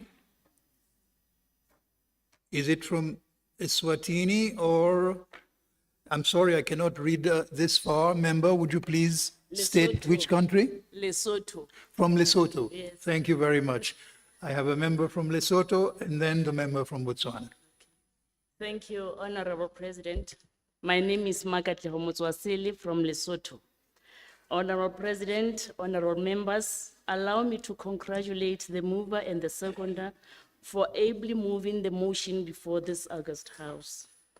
Mr. President, I rise to support the motion. Having studied the contents of the report and listening to the mover and the seconder, I wish to raise the following issues. Under Part 5.1E, the report states that the adoption of model laws is not an end in itself. This statement, Honorable President, talks to all of us in here. It is a very strong statement, and it tells us to walk the talk. Those who came before, some of us paved the way, and the ball is now in our court to facilitate real action. Domestication and implementation. As the newly elected chairperson of Lesotho Women Caucus, Parliamentary Caucus, I wish to express our readiness to work with partners to facilitate review of existing laws, identify gaps, and expedite parliamentary debate on the two model laws as issues contained therein are issues of concern for our caucus. The report comes at the right time when our caucus is in the process of drafting its work plan, and these are definitely issues to consider. Honorable President, honorable members, I am also glad that the report raises an important aspect of interrogating national budgets with a gender lens. With the support of Commonwealth, the government of Lesotho intends to pilot a gender-sensitive budget in a few ministries in the 2023-2024 financial year. Capacity building sessions were held for the relevant ministries, and the same will be done for our parliamentary committees. Honorable President, honorable members, the report further mentions that economic and social factors are main drivers of early child marriages. I therefore feel strongly that the report should have also made an emphasis on addressing youth unemployment, as it may have a direct or indirect correlation. I wish to indicate that we also have a law that supports school re-entry for pregnant and married girls, but we need to strengthen empowerment. Mr. President, honorable members, lastly, let me commend the committees for raising an important issue of awareness raising, as this may be a missing link in our representative side or role. I also support the recommendation that SADC-PF strengthen accountability frameworks for gender-based violence and child marriage in reports of members or member parliaments, as this will go a long way in ensuring that parliaments are taking action. I thank you, Mr. President. Thank you, honorable member. I have a member from Botswana. Thank you, Mr. President. Let me also stand to support the motion by the mover, the honorable member from the Parliament of Seychelles, seconded by the honorable member from Zimbabwe. I think it's important to make this jarring observation that we still have a region that has many young people afflicted by poverty. They are unemployed and underemployed in unprecedented numbers. And you also have wealth and income inequalities. In fact, 3 of the SADC countries, they normally rank very high when it comes to the issues of wealth and income inequalities. South Africa, Namibia, and Botswana, they are usually the culprits when it comes to wealth and income inequalities. I know we have all sorts of reasons for that state of affairs. Mr. President, it's regrettable that the document which was circulated in terms of how the progress we're making as a region with regards to ending child marriages and protecting children already in marriages was that from Botswana side, we have a prohibition of child marriages in terms of the Marriage Act. And we are one of those few countries with exceptions. And these exceptions are on the basis of cultural and religious circumstances. Yesterday, the Deputy Minister, the Assistant Minister of Education, was answering a question in Parliament about kids dropping out of school. And one of the reasons he cited was the early marriages. It's shocking for many to hear this coming from Botswana, but it is the case. We also seem not to be having reliable figures in terms of really where we are in terms of the child marriages. I made an attempt in the last parliament, that was the 11th parliament, in trying to domesticate the SADC Model Law on child marriages to bring a private bill. I regret to also inform the forum that that private bill was rejected twice, both in the 11th and the 12th parliament. And there was only one reason, that the government was still working on a more comprehensive bill. This year will mark, from 29 to this year is how many years? Almost 5 years. Huh? Yeah, almost 5 years. Government is still working on the bill. So I made an appeal at the joint session in Johannesburg that it's also important to try and assist each other with mechanisms of making sure that various parliaments who are represented here, they take up issues in their respective parliaments to domesticate these model laws. Otherwise, they will just become useless documents which are gathered in dust with no action on the ground. Having said that, Mr. President, I support the motion by the mover. Thank you so much. Thank you, Honorable Member. The gentleman has raised a hand there, but I see that you are sitting in the observers section of the thing, and observers do not take part in the debate. So unless you are a member who is seated in that position, if so, you can state, I cannot take intervention from observers. Mr. President, my name is Francis Piso. I'm not an observer. This is the seat I've been allocated to. I'm the one who saw just 2 days ago from Malawi. If you are a member of the delegation, yes, I will give you the floor. Thank you, Mr. President, and esteemed members of Parliament. As I've already said, my name is Francis Piso from Malawi Parliament. Let me begin by thanking the mover and the seconder of this motion, and I wholeheartedly support the motion.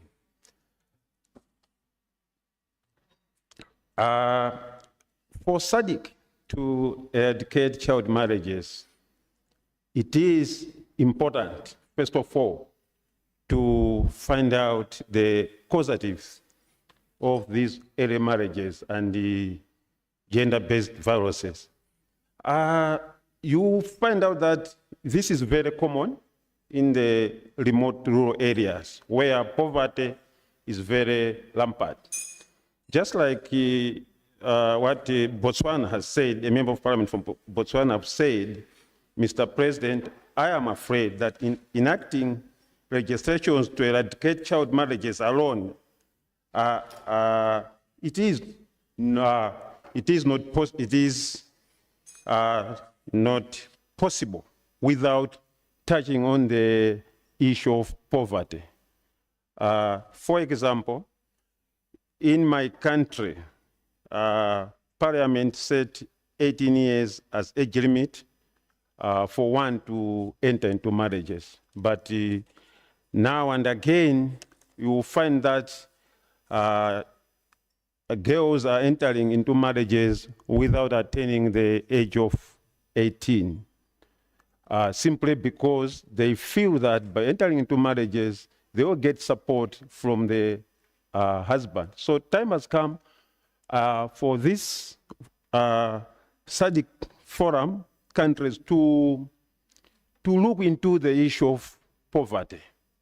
There is a need to empower the girl child to be able to support themselves without thinking that by entering into early marriages, they will get the support. So I agree with the motion, and just to add that these SADC countries should come with measures how to empower the girl child, especially in the remote rural areas. Mr. President, this is my little contribution. I thank you. Thank you, Honourable Member. I recognize the member from Seychelles.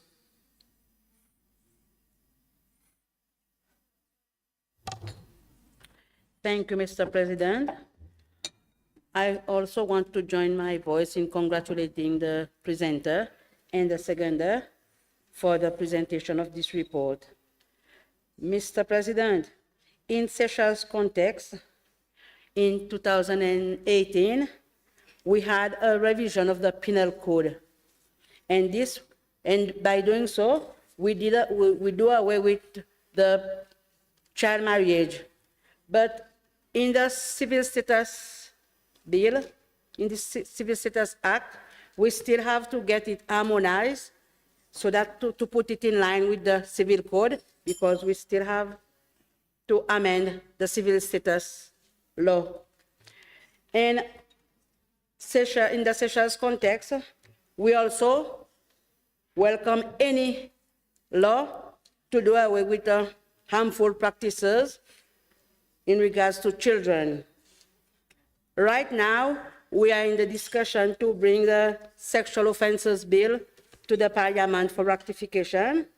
And to this day, today, the Women's Caucus is meeting with Ministry for Family Affairs to discuss a way forward regarding the GBV law, which was passed in 2020, but has not yet been enacted. Yeah, we still have this to sort out, but all in all, we welcome this model law to eradicate child marriage in the SADC region, and Seychelles will support the domestication of it later on. Thank you. Thank you, Honourable Member. I do not have other members who have requested to address. I will therefore call on the mover of the motion to respond to the debate.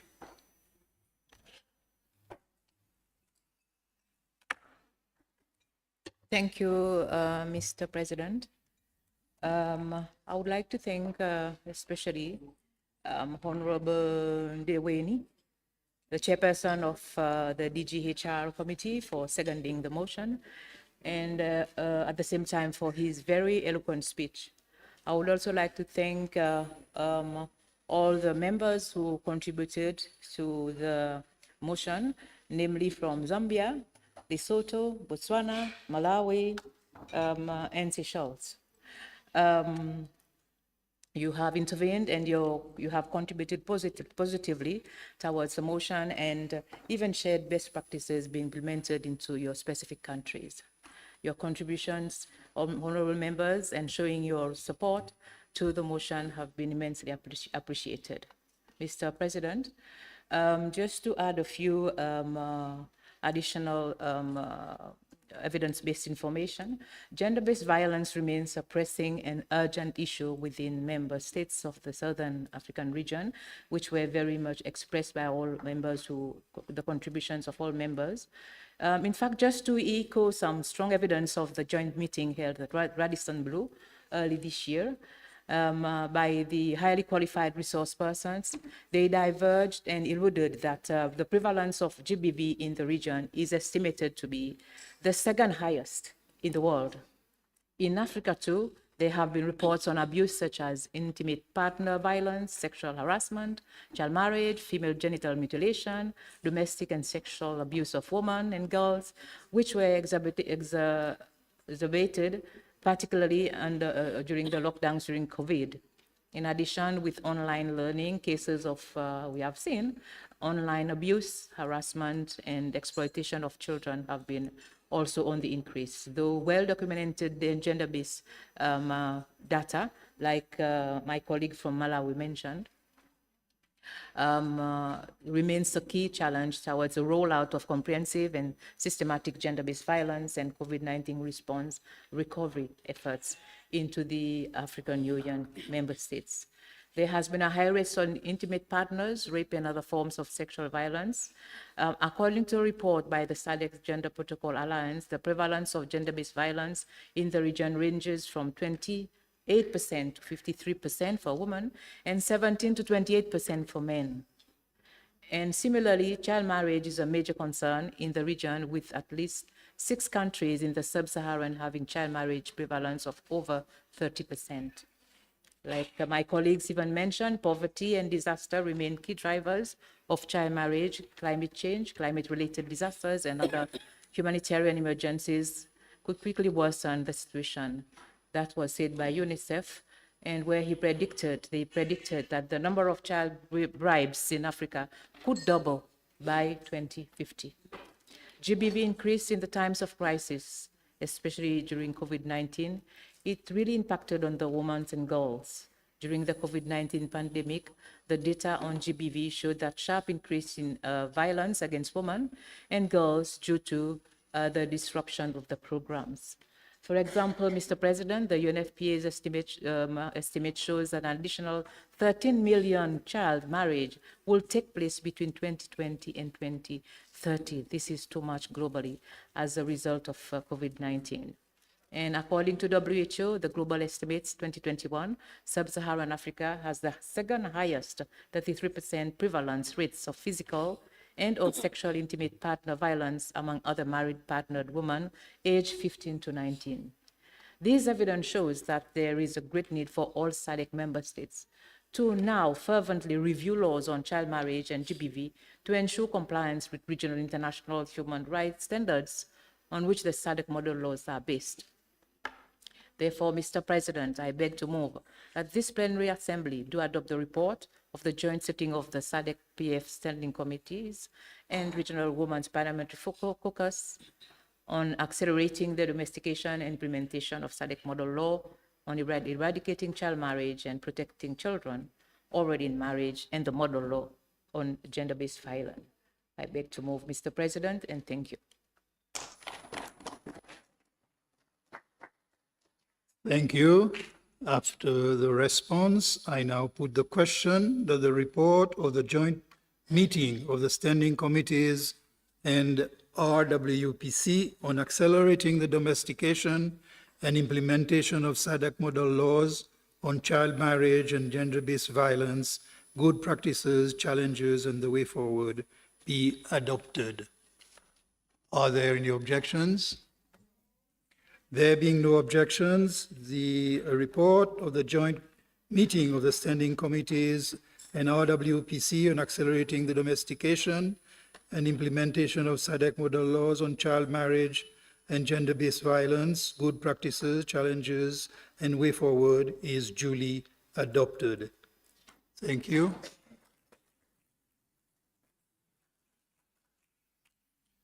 Honorable members, we have substantial time before we need to break for lunch. So I propose that we move to the next order of business. And I will call on the Secretary General. Would you please read the next order for the day?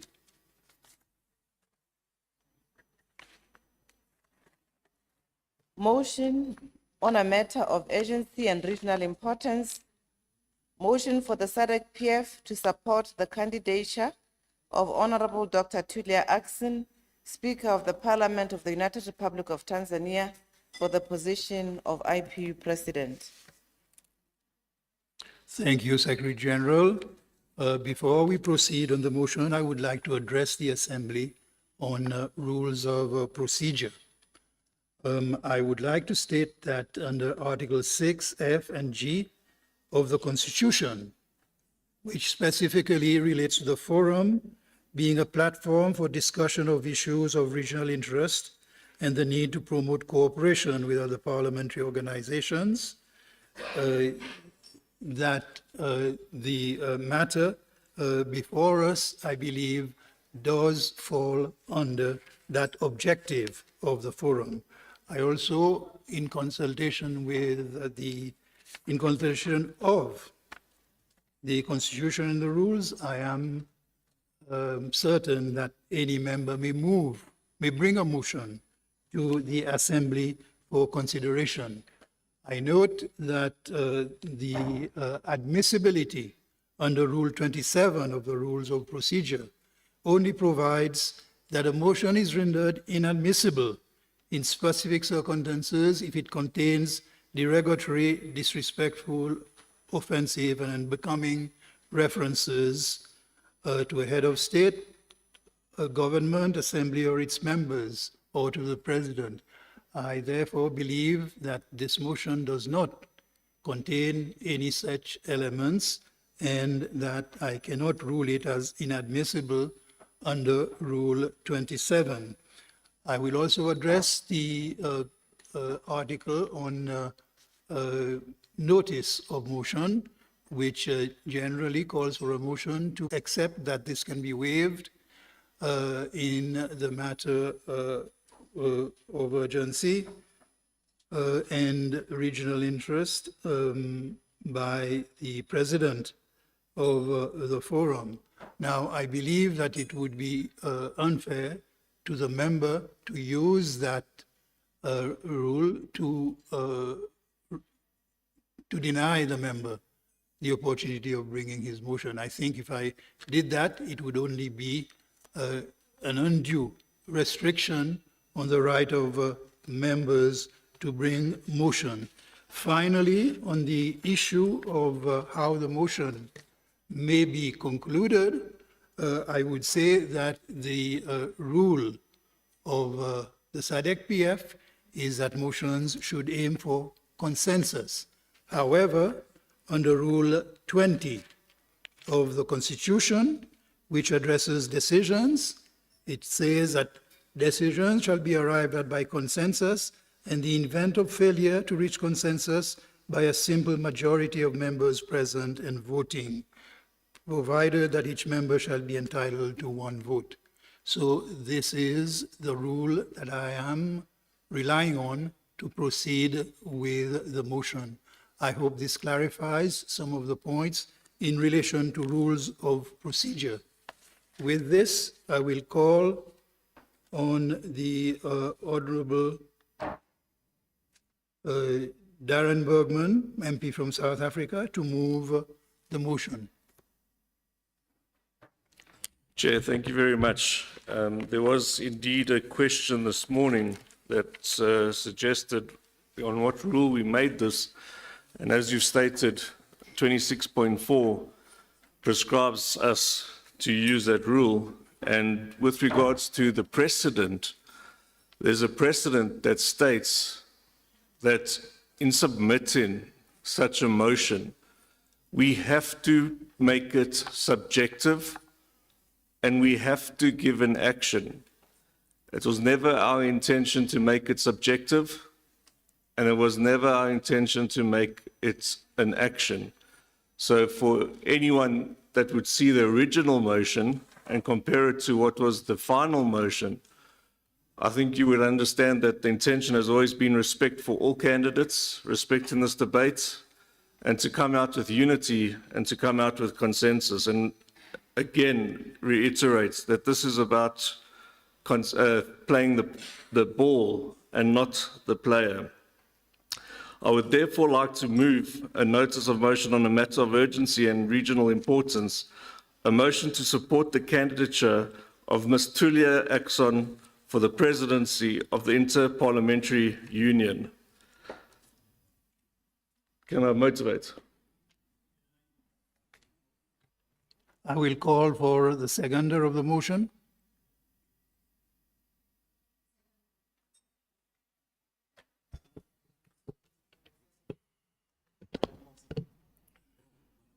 Chamo-me Pedro Sebastião, deputado. My name is Pedro Sebastião, honorable member from Angola.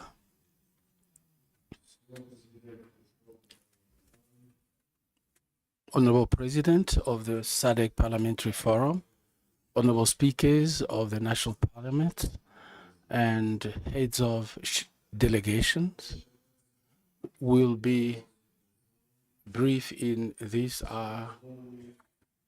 intervention, which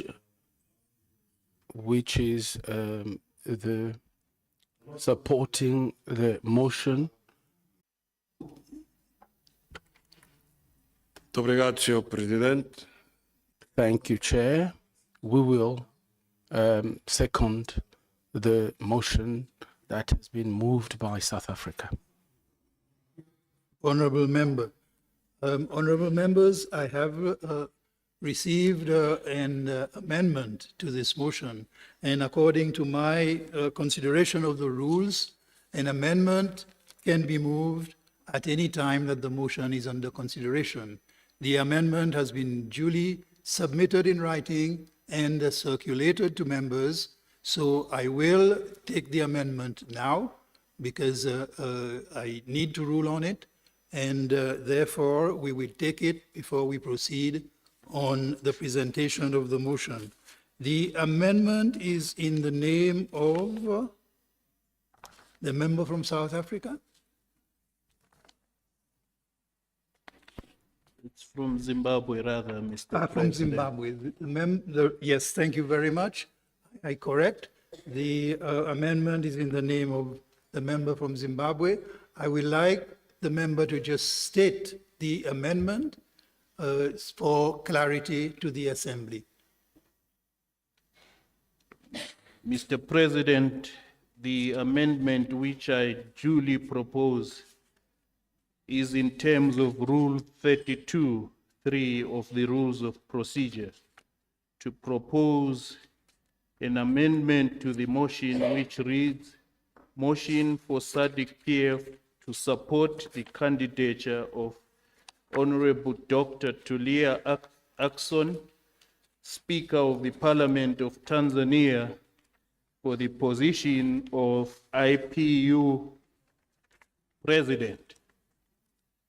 Mr. President, recalling that SADC-PF decisions have always been through consultation and consensus, recognizing and acknowledging that the three candidates from the region have offered themselves for election to the IPU presidency, recognizing the need to abide by the provisions of Article 11(6) of the SADC-PF Constitution, acknowledging the need to maintain the strong bonds between and among SADC countries.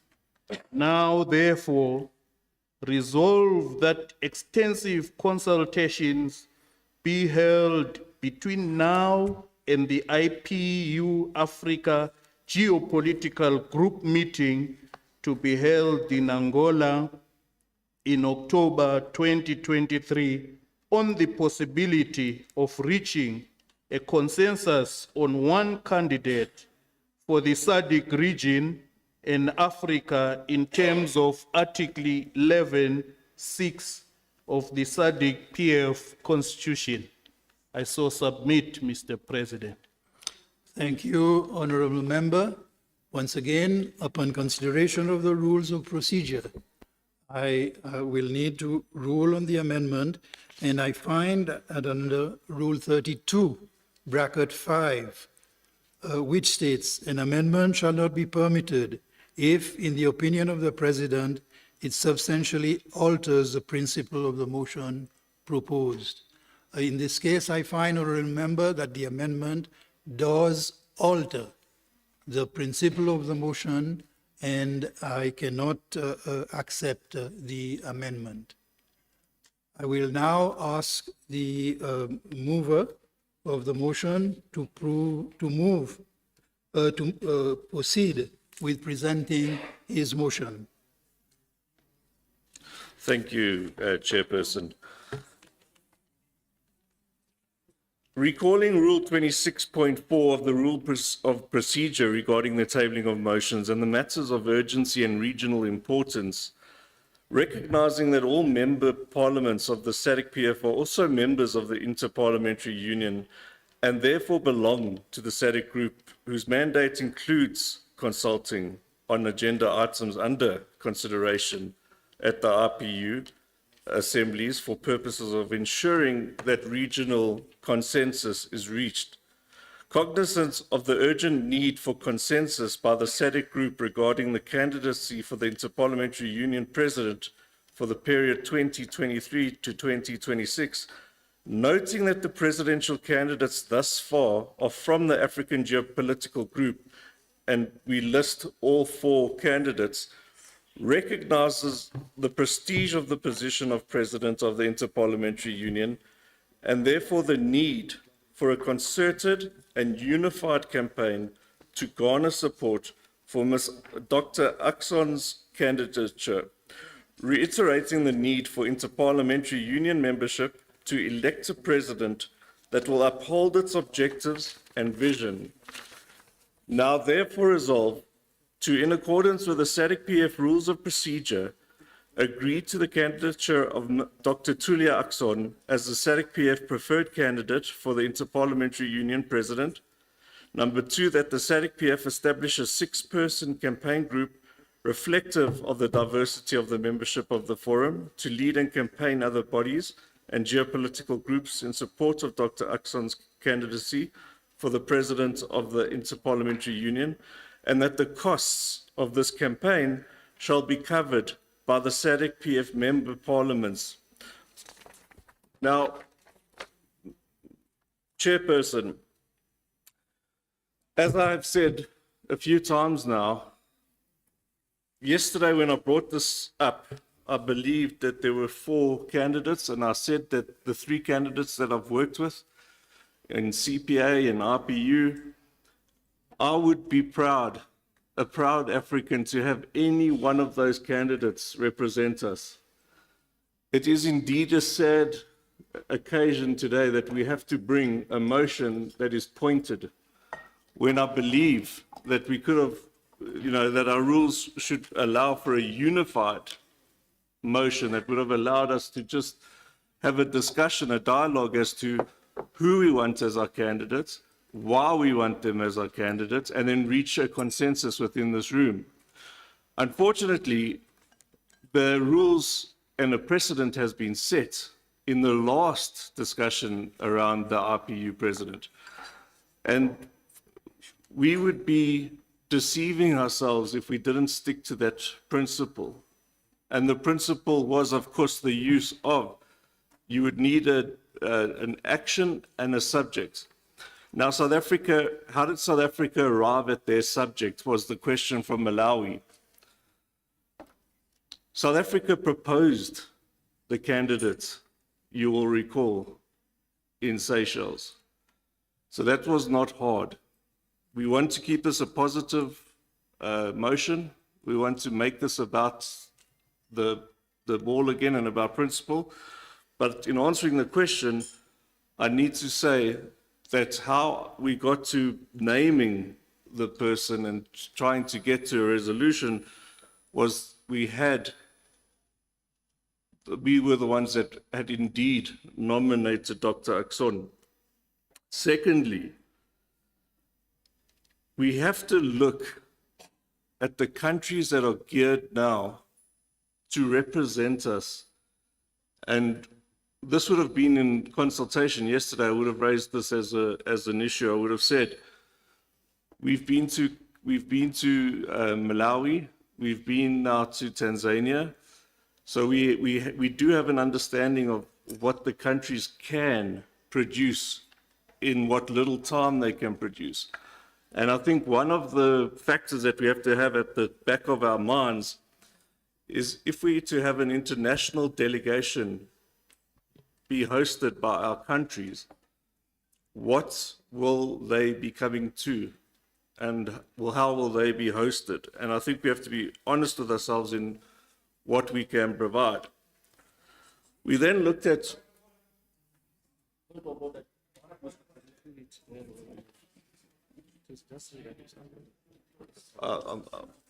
I'm not sure. Well, I'm talking about any country.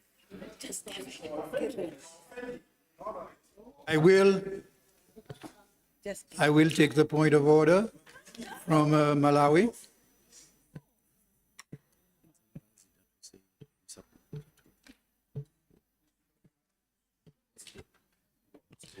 Thank you very much, Mr. President. Mr. President, is it in order for a fellow member within the SADC member states to degrade other people's countries? Because from what I'm hearing, he's saying that we should look at countries, what they're capable of doing. Isn't that disadvantageous to a country like Malawi? Because the issue here is about the presidency. So he said we should talk about the ball. But now we're talking about countries to show which country has got power or more land or more infrastructure to host an international. Is that in order, Mr. President? I stand to be guided. Yes, honorable member. If the honorable member was intending such a remark, which is intended to impact negatively, I would think it's not in order. I did not see the member addressing it in that way. However, I would caution the member to be careful not to degrade. No, Mr. President, he should withdraw. Mr. President, he should withdraw. He has said and we have heard. He needs to withdraw that, Mr. President. I will caution the member. Mr. President, we know that he's mentioned about Malawi. We hosted SADC member states. The candidature, Malawi has got the candidate. And he has mentioned about Malawi that we hosted SADC last year. Order, please. Order. I will hear the member. Is that the member from South Africa? Mr. President, I will suggest that for the orderly proceedings of this House, we refer to the matter. There's a table there on Hansard. I have not had any of the members' views derogating any country. In fact, he was building up his point around countries that has participated to host various meetings in a manner that is commending countries. He has never undermined any country. So I will suggest that for respect of this House, we refer the remarks of a member to Hansard and the member concludes his statement so that a proper ruling can be made. We should not invoke emotions on an important subject that we are debating. A name of Dr. Tudu was put forward unashamedly, unapologetically. So let's allow the member to conclude and we take the debate forward. Thank you. Thank you, honorable member. Do I have a member from Namibia? Yes, thank you, Honorable Chair. I think this is very unfortunate. And before we started this conversation amongst ourselves, or before we moved to this point on the order paper, amongst ourselves, we said, these are the stuff that politicians are made of. And someone remarked and said, now the politicians will come out. And it is said that we are not disappointing on that front. Now, in addition to what the honorable member from South Africa, what he said, Honorable Chair, and having cognizance of what the Chair have said, and in the spirit of consensus, the spirit of Ubuntu, if you so wish, or is so inclined, I would want to ask the honorable member from South Africa the following, and premised on the following. I've heard the honorable member to say, we have been to various countries. We know what the respective countries, paraphrasing, is capable of delivering. Right. Now, in my considered view, Honorable President, that could induce an interpretation either way. So, for progress' sake, I would want to ask the honorable member from South Africa to simply just, perhaps I would not say withdraw. No, let me speak. Onani, let me speak. Please conclude. Yes, let me conclude, Chair, or Mr. President. To simply withdraw any insinuation that could be construed as derogatory so that we can move on. Because in all seriousness, I would tend to think a person who is listening to him and has a candidate would determine or conclude or think that he is saying that Tanzania would deliver better than, say, for instance, Malawi or Zimbabwe. Another person,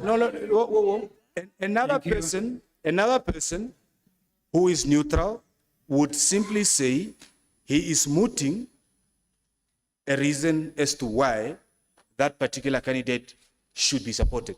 But for progress' sake, Mr. President, I would beg and plead with the member that he just withdraw any part that could be insinuated as derogatory so that we can move on and debate the matter. Thank you.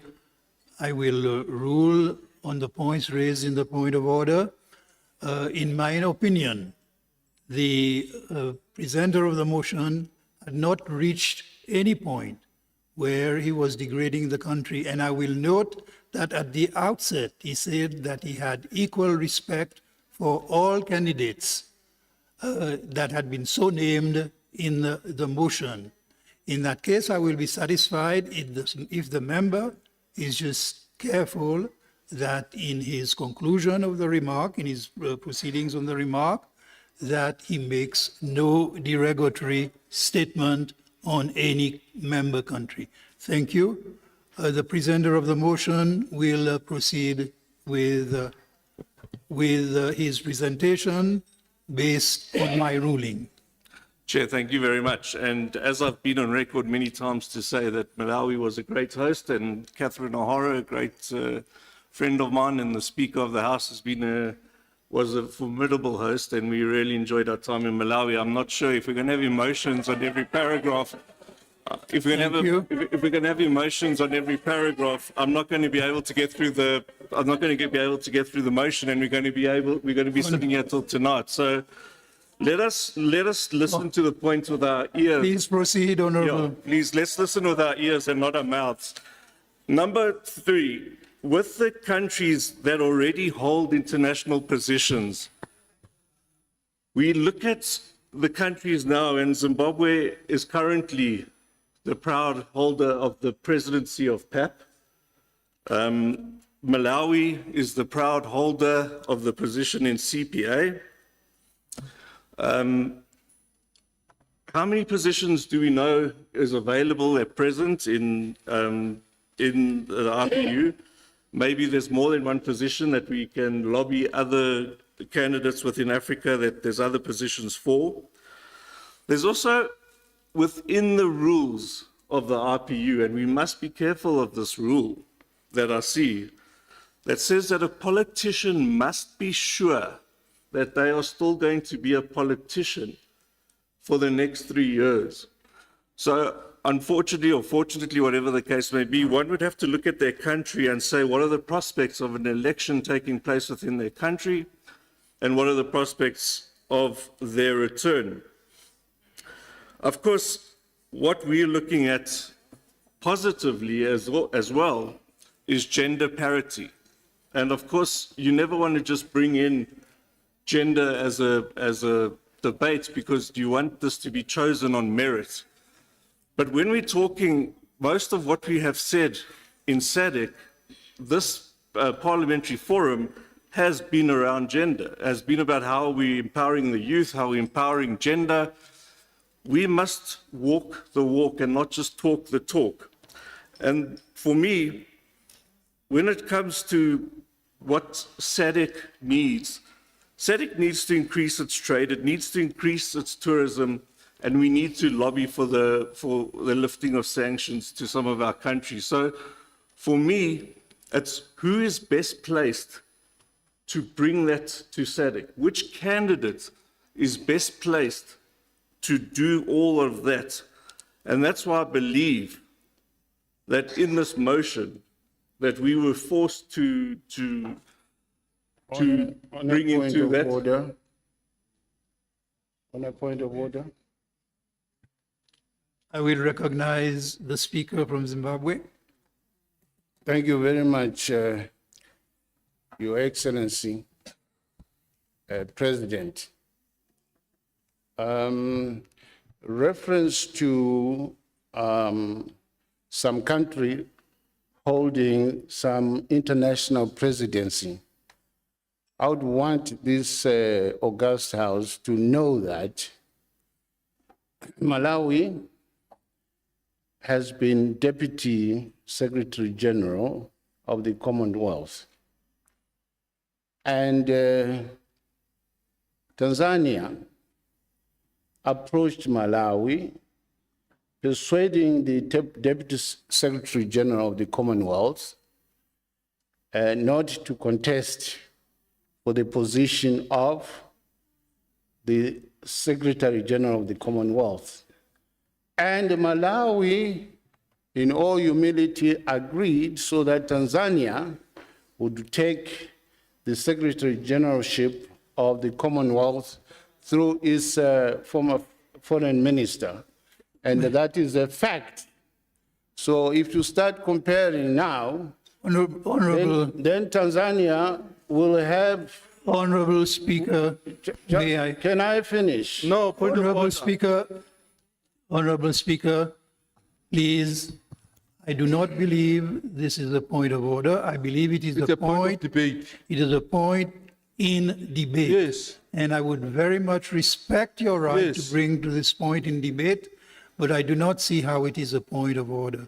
Honorable Speaker, I ask you to reserve that point for debate.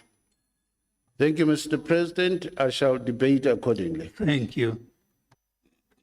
Chair, thank you very much. And just in closing, just to say again, first prize would have been that the speakers and the leaders of delegation got together, got around the table, and reached consensus. SADC is about unity, and SADC is about reaching consensus. And I think if we were to have reached that before the motion, I think that would have been first prize. coming out of this discussion, let's make sure that we're worried about the principles, because next year is not going to be the same people. Next year, we're going to be debating again, and it's going to be different countries.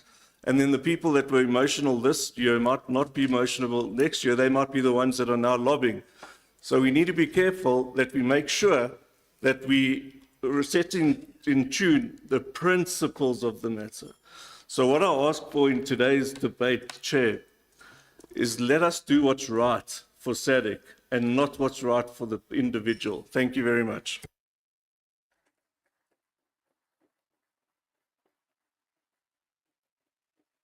Thank you. I think I will now allow the seconder of the motion, the Honorable Pedro Sebastio, the MP from Angola, to present his speech seconding the motion.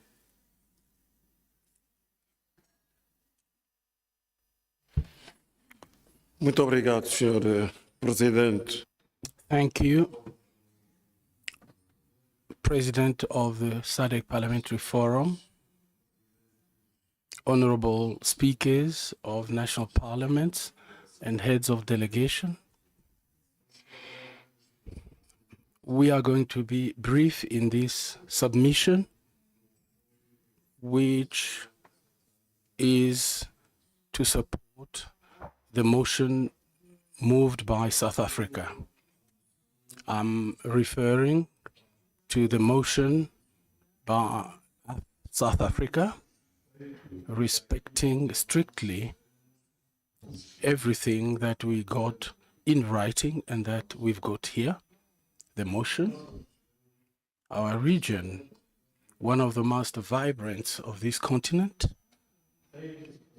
has more responsibilities for everything that it can and it must give to the continent, and why not to the world.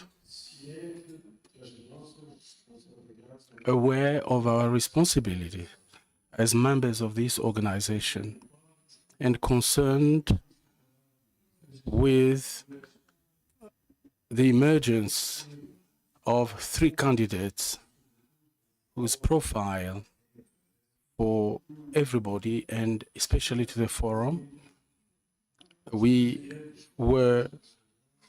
met all the heads of delegations and speakers within what has been statuted in the statutes. Mr. President, union is strength. It brings synergies and it strengthens while divisions weakens and discontinuity of action.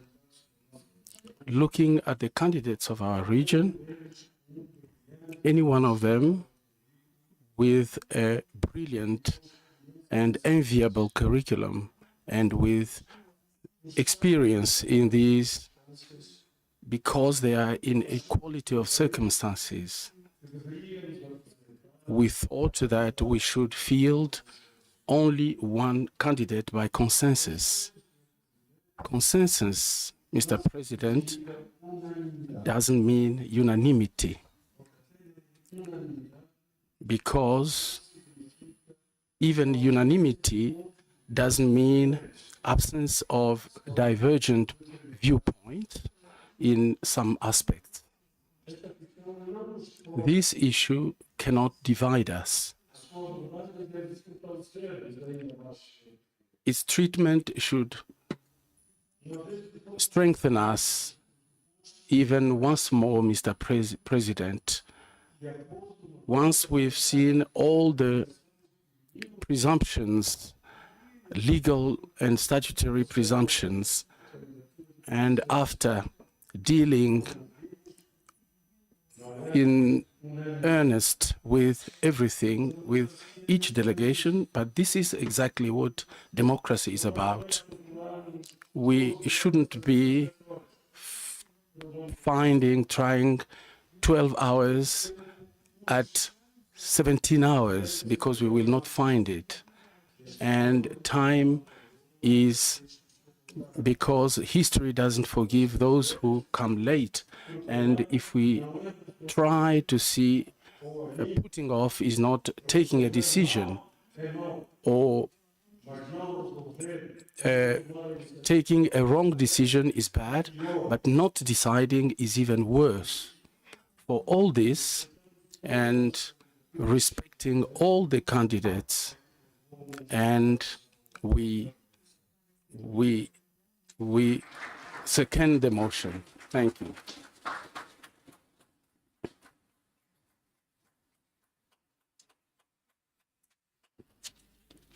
Thank you, Honorable. I shall now allow debate on the motion. Members who wish to address may raise their hands, and we will observe 5 minutes allocation for each member. Can I start with a member from Zimbabwe?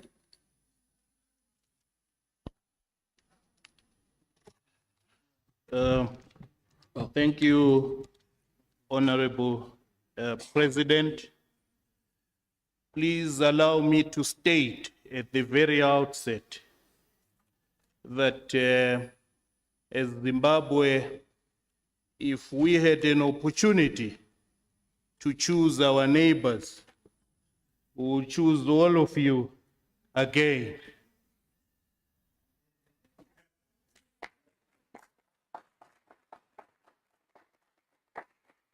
Mr. President, I want to go on record as being very uncomfortable with the decision that you made in relation to my proposed amendment to the motion at table. I don't believe, not an iota, that it substantially alters the principle of the motion that is before this august gathering. The idea is to choose, Mr. Point of order.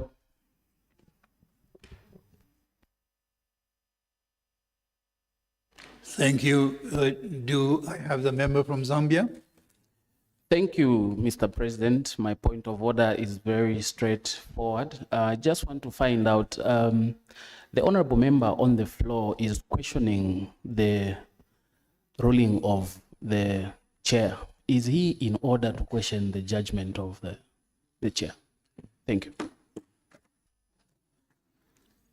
The honorable member would not be in order to question or to argue against the decision of the chair.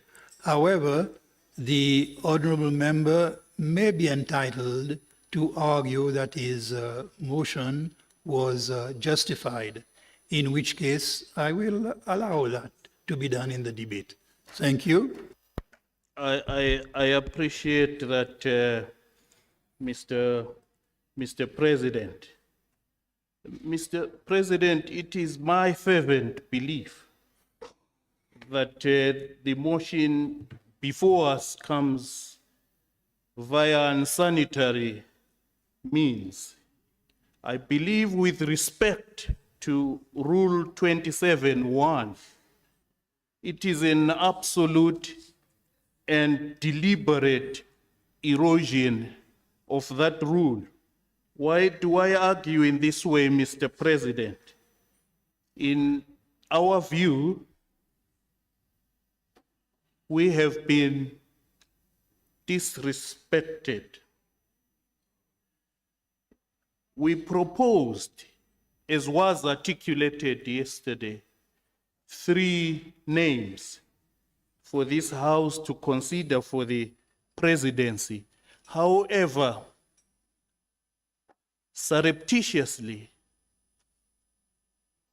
2 other names have been removed from consideration. And I struggle to observe, Mr. President, until I'm convinced otherwise, that it would look like nocturnal meetings were held to arrive at these decisions. because so far, what we have before this House is a bare denial, a removal based on nothing. And at law, we argue you cannot place something on nothing, Mr. President. It has been suggested that our candidates were removed purely on the basis that we are poor, and as someone has as someone has indicated that our candidates do not stand a chance to come back. That's an attack on our internal processes and democracy as an independent country, Mr. President. It is purely un-African, in my view, and improper for us to debate such a motion, to consider whether our host is worthy, more worthy than us, the hosted. It's an African, it's unheard of, so this platform is entirely not proper for such a discussion. Apart from that, Mr. President, it is unjust and unfair because the candidate from Malawi, the third standing candidate, is not here for reasons known to all of us. I struggle to reverse what is at table, but as a delegate from Zimbabwe, I totally oppose this motion, and I have never in my 5 years as a delegate to this august assembly noticed, or I have never seen a divisive motion like this. I propose that people take time to look at the 3 candidates whose names were put forward, and further consultations be held behind the scenes with a view of settling this matter in Angola. I so submit.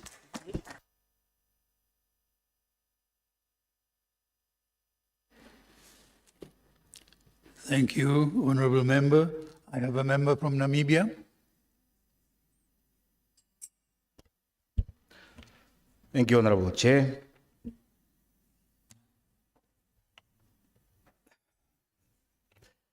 I think for once, I have to state that it is actually quite good to stand at a place where you are objective as a politician for lack of interest. Now, not lack of interest in the outcome per se, but lack of interest in a certain outcome. Now, Honorable Speaker, Honorable Members,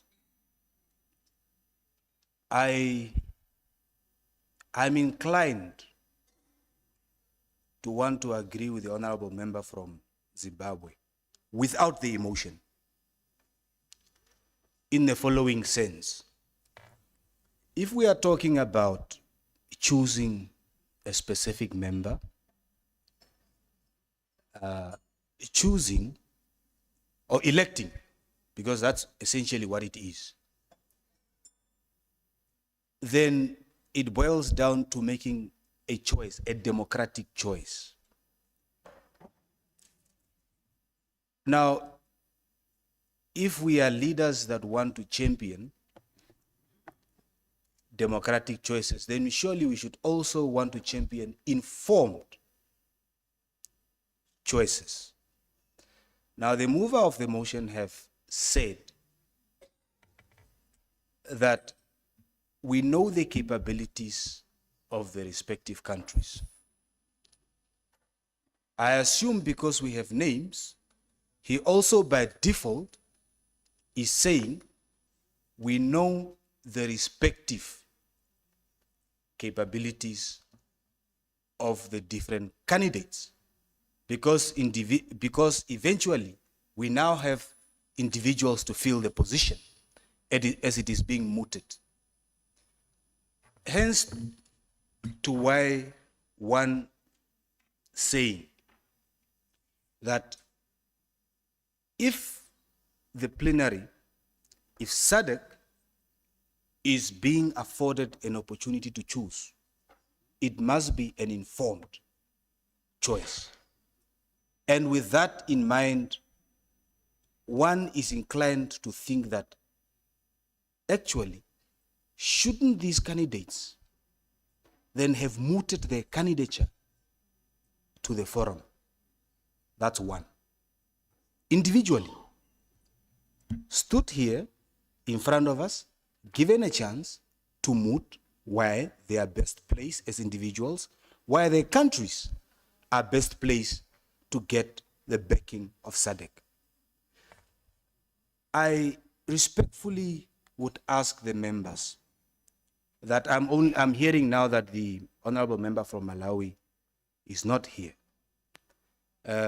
negating that very proposal that I was going to make, because one person is now not here. I do not, oh yes, the one from Zimbabwe is here, I think. So that would make it one less.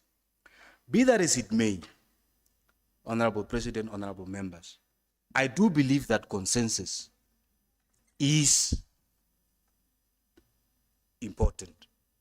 I do agree with the mover of the motion in as far as saying when SADC goes to IPU, we must go to IPU with a candidate, one candidate. But I do not think it would be right for this forum now to say that this is our candidate for two reasons.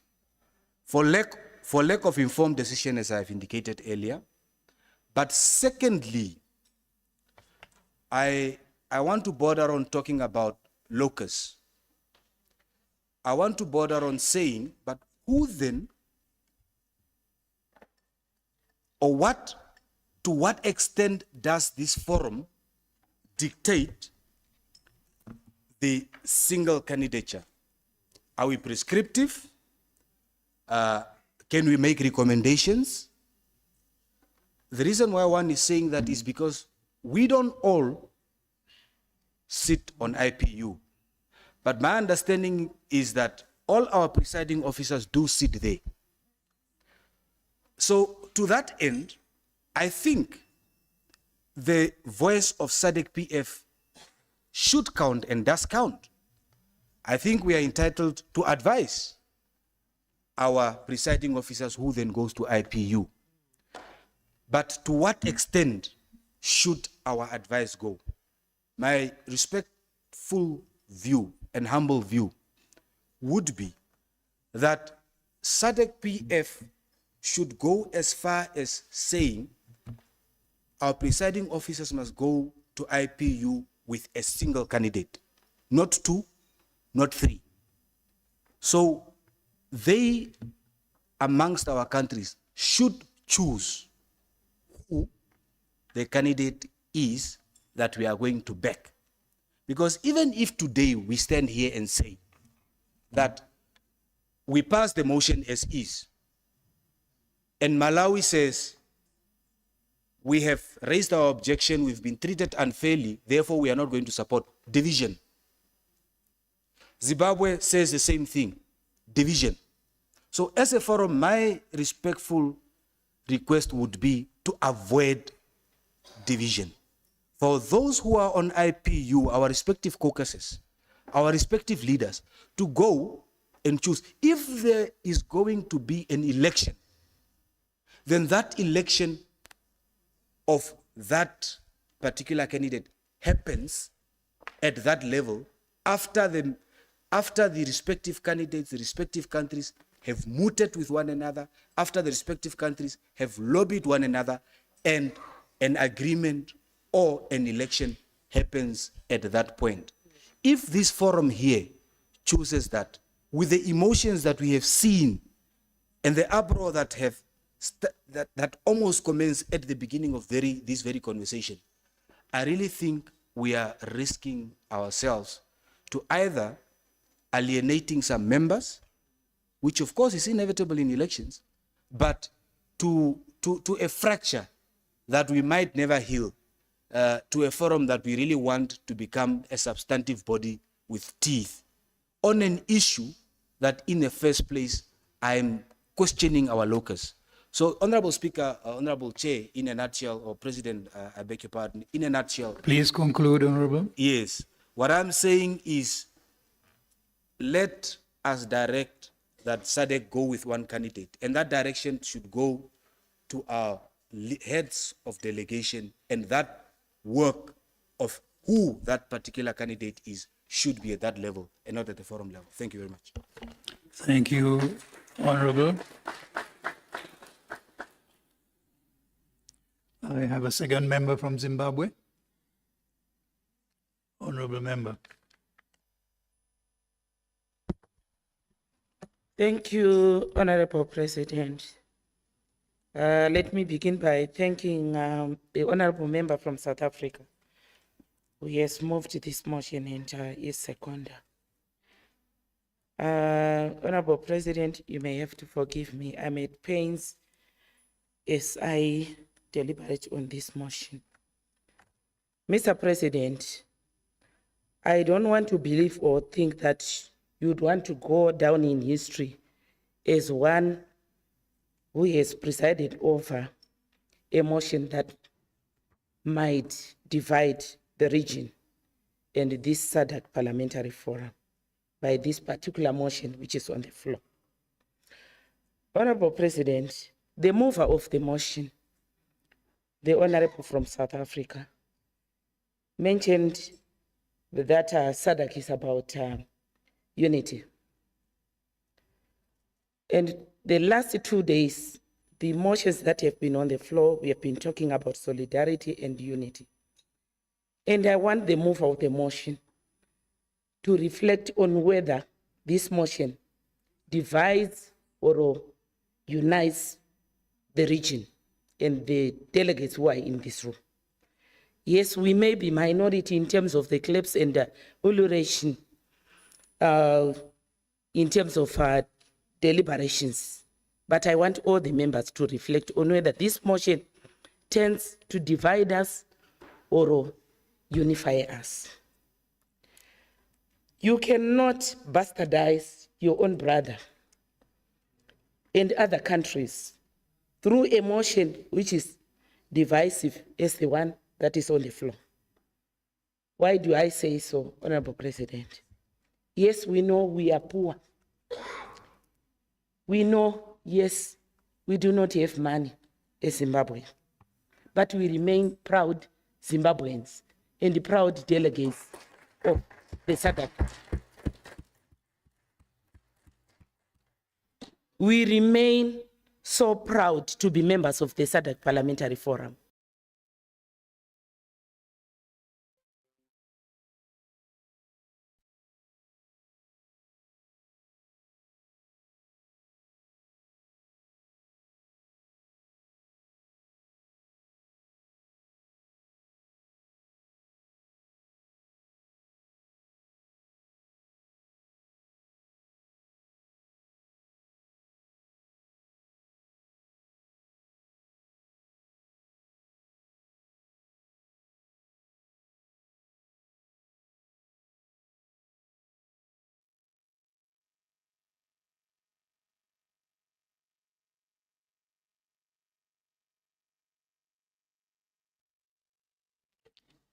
Thank you. We now have power to the microphones, and I will invite the honourable member to continue with the motion of the debate. Thank you, Honorable President. I'm Paulina Mpariwa from Zimbabwe. I had forgotten my name. Yes, I had acknowledged that we are out of our poverty, out of our poorness, we remain proud Zimbabweans and proud participants to the SADC Parliamentary Forum. For the entire life, that I have been in Parliament of 23 years, this is my first time to witness such kind of a motion that divides the nation, that divides the forum, such as the SADC Parliamentary Forum. What am I proposing, Honorable President? That I would have rather preferred that the three candidates be given an opportunity to sit in a room or to be given a platform on their own to decide who can be the best candidate. And after all, this is not an IPU forum. Most of us are not candidates, are not delegates to the IPU. And as they go there, they will be able to deliberate amongst themselves who can be the best candidate, rather to pick on an individual. We can actually recommend that we have the best candidates, the three of them, and the IPU decides as they go for the IPU plenary and the elections are held. So I submit, Honorable President. Thank you. Unity is of key as we deliberate. Thank you.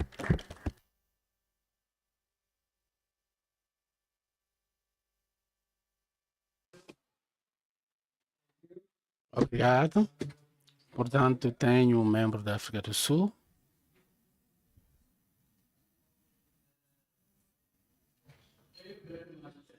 Muito obrigado, Senhor Presidente. Eu gostaria de dizer que, portanto, estou mais persuadido pelo raciocínio apresentado por Angola nesta questão. Portanto, Angola levantou uma questão profunda. Honorable member, can we verify that translation is coming through correctly? You guys disrupting me. Is it correct? Okay. Honorable, Can I speak? honorable member, you would like to start your Okay. intervention over again? Thank you, Mr. President. I'm saying South Africa is more persuaded by the reasoning of Angola in dealing with this very important subject. That SADC Parliamentary Forum is known as a vibrant region in the continent. And SADC has dealt with contentious matters and expressed position to go to other forums. It has done so in support of Zimbabwe to be president of PAP. It has done so in support of Malawi, this forum. So what we are dealing with here, we should not allow ourselves or to create an impression that by discussing amongst candidates and making a preferred choice is degenerating SADC into disunity. It's incorrect. That's why I say I agree with Angola that says that consensus doesn't mean unanimity. And when we debate and counterpose each other here, that's a basis for strength. If we subscribe to principles of democracy, if we are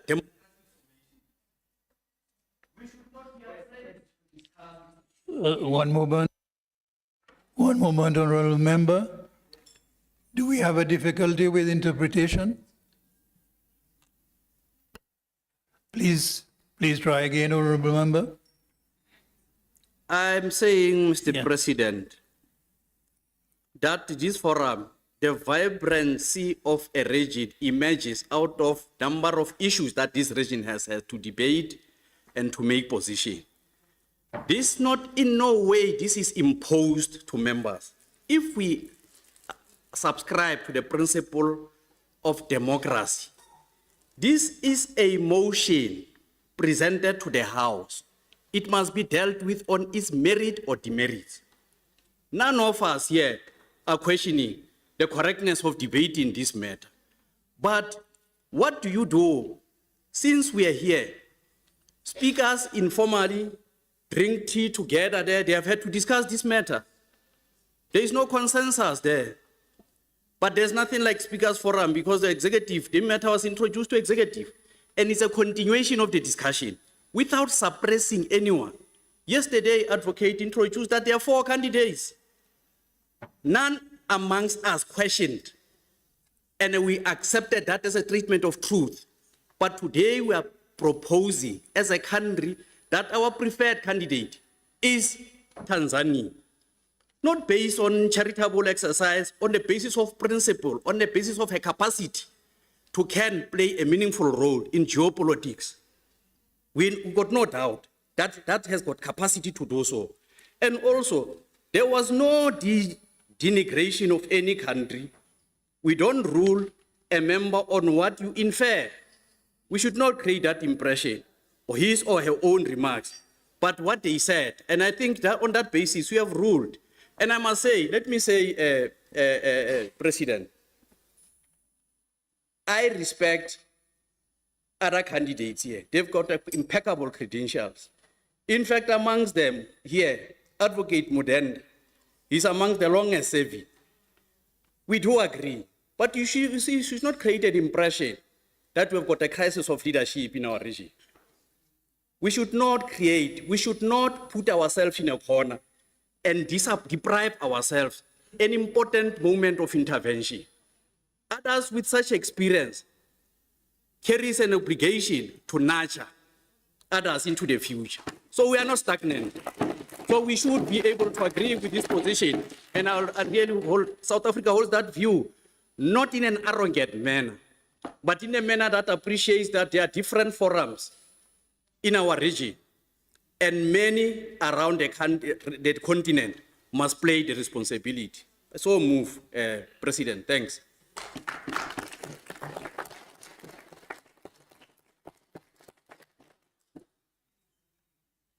Thank you, Honourable Member. I will now give the floor to the member from Zambia.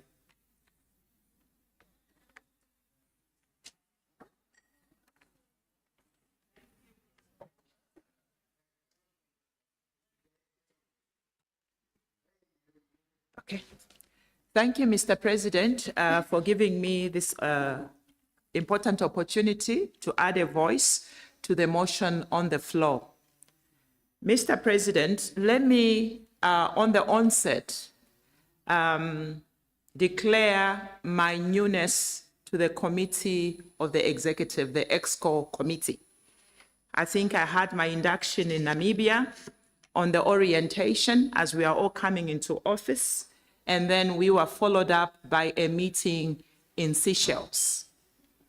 It was in Seychelles, Mr. President, to those that are not part of the EXCOM committee, that there was a projection or some writing which came and was projected on the projector. I wish I had those writings that were projected.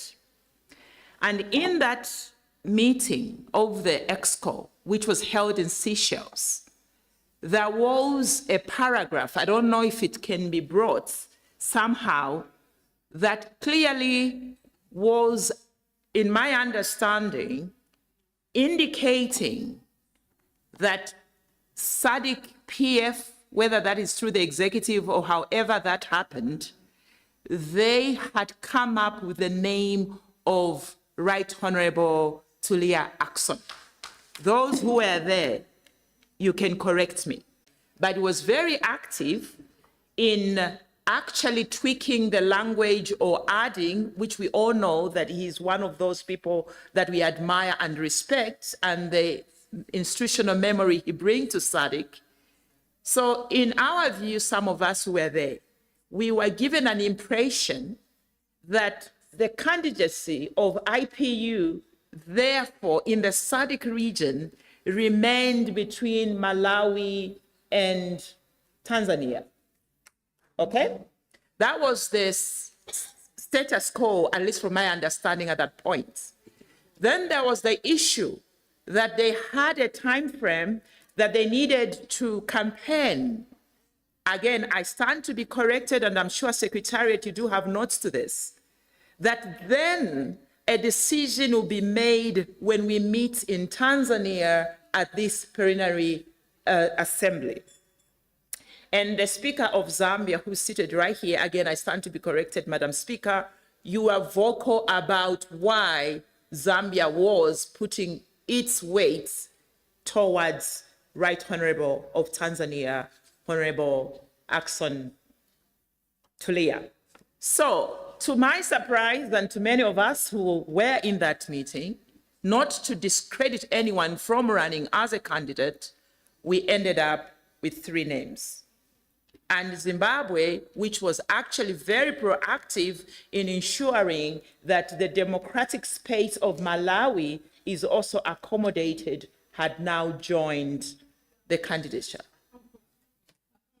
So, again, I'm just giving brief history. Like I've said, I'm a novice to the SADC as well as in the EXCO, but as I recall, this is how it proceeded, and that conversation will be brought here. So,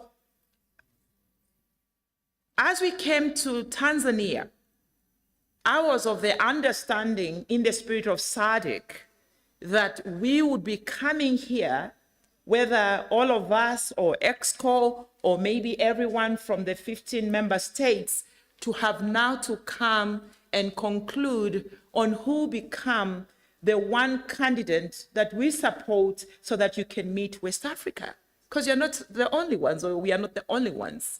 So really, it saddens my heart as a young politician that we are progressing in a very much destructive manner when they shouldn't be.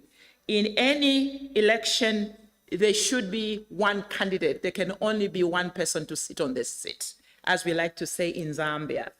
In concluding, I also don't want to take away what Honorable from South Africa, Darren, said, or the conversation that have gone back and forth between Malawi and I see my brothers and sisters from Zimbabwe. I beg that all of us, we have been in elections before, we have been hurt before, we have been left before, and we may have said things that maybe directly or indirectly were degrading or perceived as degrading, that we should take back and move in one spirit as united. And for us who are younger politicians, we look up to you, the leaders, and it's discouraging because in a lot of reports we saw, we are not trading together because we do not agree. We are not doing these things as SADC because we do not meet. And here comes an opportunity for us to realize there can only be one candidate and we need to be united and to leave this place without looking down on any country, because every state has its sovereignty and it has its strengths and weakness, and no country should ever be looked down or looked up. But what is it that we want to achieve? That is what we should be looking at. I submit.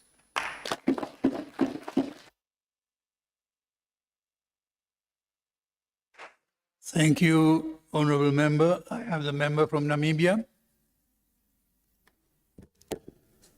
Okay. Thank you, Chair. I think I will be very brief and stand to be guided also. Some of us are young, but not so young, but we are young. And I look to you all as my seniors, others my mothers, others my fathers. And as a Tswana boy, I'm raised to be guided. Now, when I was listening, I was tending to think that there is, according to me, nothing wrong to say anything to me. It just depends on the manner in which how you will say that thing. There is a derogatory word that I will accept from you, provided the manner in which we achieve. Now, the big elephant, or whatever that is called, is to be conquered. And the only way we can solve a problem is to face and conquer the problem. And out of this, to learn how in future to deal with the matter. What is the input into the history of candidature? SADC. I think besides the presiding officers, who are the speakers, They are the ones who are serving both SADC, IPU, and others. Now, what is the material impact of a decision of today?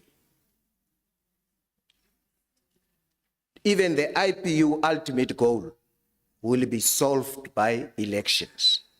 The ultimate goal where we are going, it will be solved by the ballot.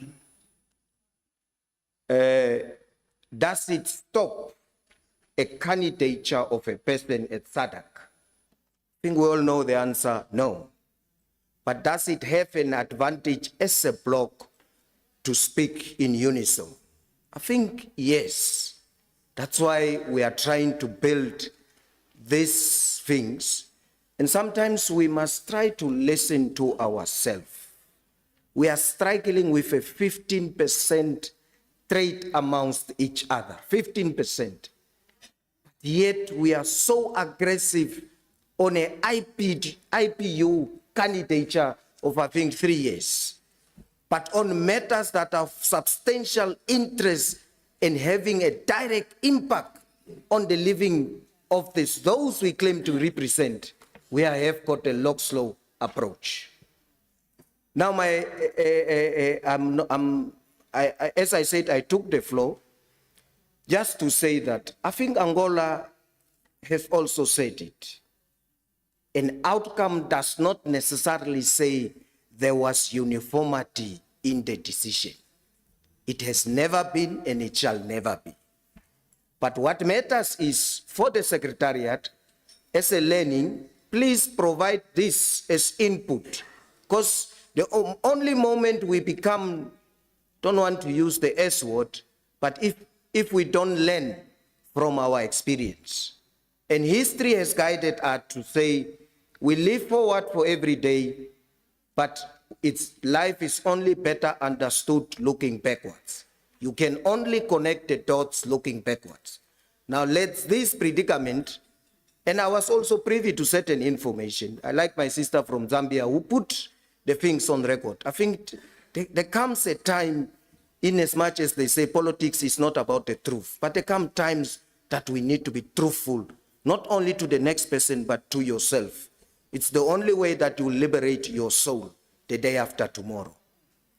Now, as I said, when we look at what is there, is to say we need to pronounce ourselves as SADC for a candidature. I heard the concern from my brother from Zim, and I think also my brother here from Namibia, who are saying it could have been better if all 3 candidates were paraded and they sell their manifesto or whatever. Notwithstanding that, you see there are technicalities of how to start and how. But what is of importance, paramount importance, is to reach the objective. Are we going to say, when we flip that coin and say, let any other member bring a motion supporting the other candidature, because the one of South Africa is explicit to Honorable Dr. Taxon. Now, if any other member brings another one with a reference to it, will it solve the problem? I don't think so. Now, we have got 3 candidates out of whatever. The history was narrated. Mine was to say, first, let's get a policy guideline, a document that the Secretariat will be working on that will help us in future how to arrive at this. 2, besides the presiding officers, the aspect of taking a decision today will no way, in any way, hinder any other candidate that tend to offer his candidature. But as history, as tradition, it has always been prominent, as narrated by the others, that as SADC, we pronounce ourselves. And I think every speaker was saying it will be good that as SADC, we go to that forum in Angola with 1 candidate. Now, 3, it's where I need to be guided. Is it us, the EXCO, or the presiding officers to make the decision, or is it the plenary? Because the decision has to be taken not by people who are in their graves, but people who are alive and who are in this room. Us, we have to take that decision. So now it's only to be guided in terms of the rules, in terms of the legality, in terms of the technicality. Who are these people and how? Because is it a plenary, then we move as such. If it's the EXCO, then we move as such and we get a conclusion. Because the only way we're going to get, but that's why I'm also reiterating the fact that even that outcome of today does no way in any other hinders any other person of making himself available. But it confines to the statutory, imaginary unison that in one way we preach and the other we don't live, but at least it takes us towards trying to say this is the candidate from SADC following in the tradition. I so submit. Thank you very much. Thank you, Honorable Member. We'll only address on the last point that has been made, and because this applies to the rules of procedure, I believe, with consideration to the rules, that the matter is before the plenary, and the plenary has the decision. Honorable members, we are past due for lunch break, which was supposed to be at 1:30. I have a number of members still on the list requesting to address, and I will specifically state I have Malawi, Eswatini, and Botswana. There may well be another, and Lesotho, and, sorry, and I will note these: Zimbabwe,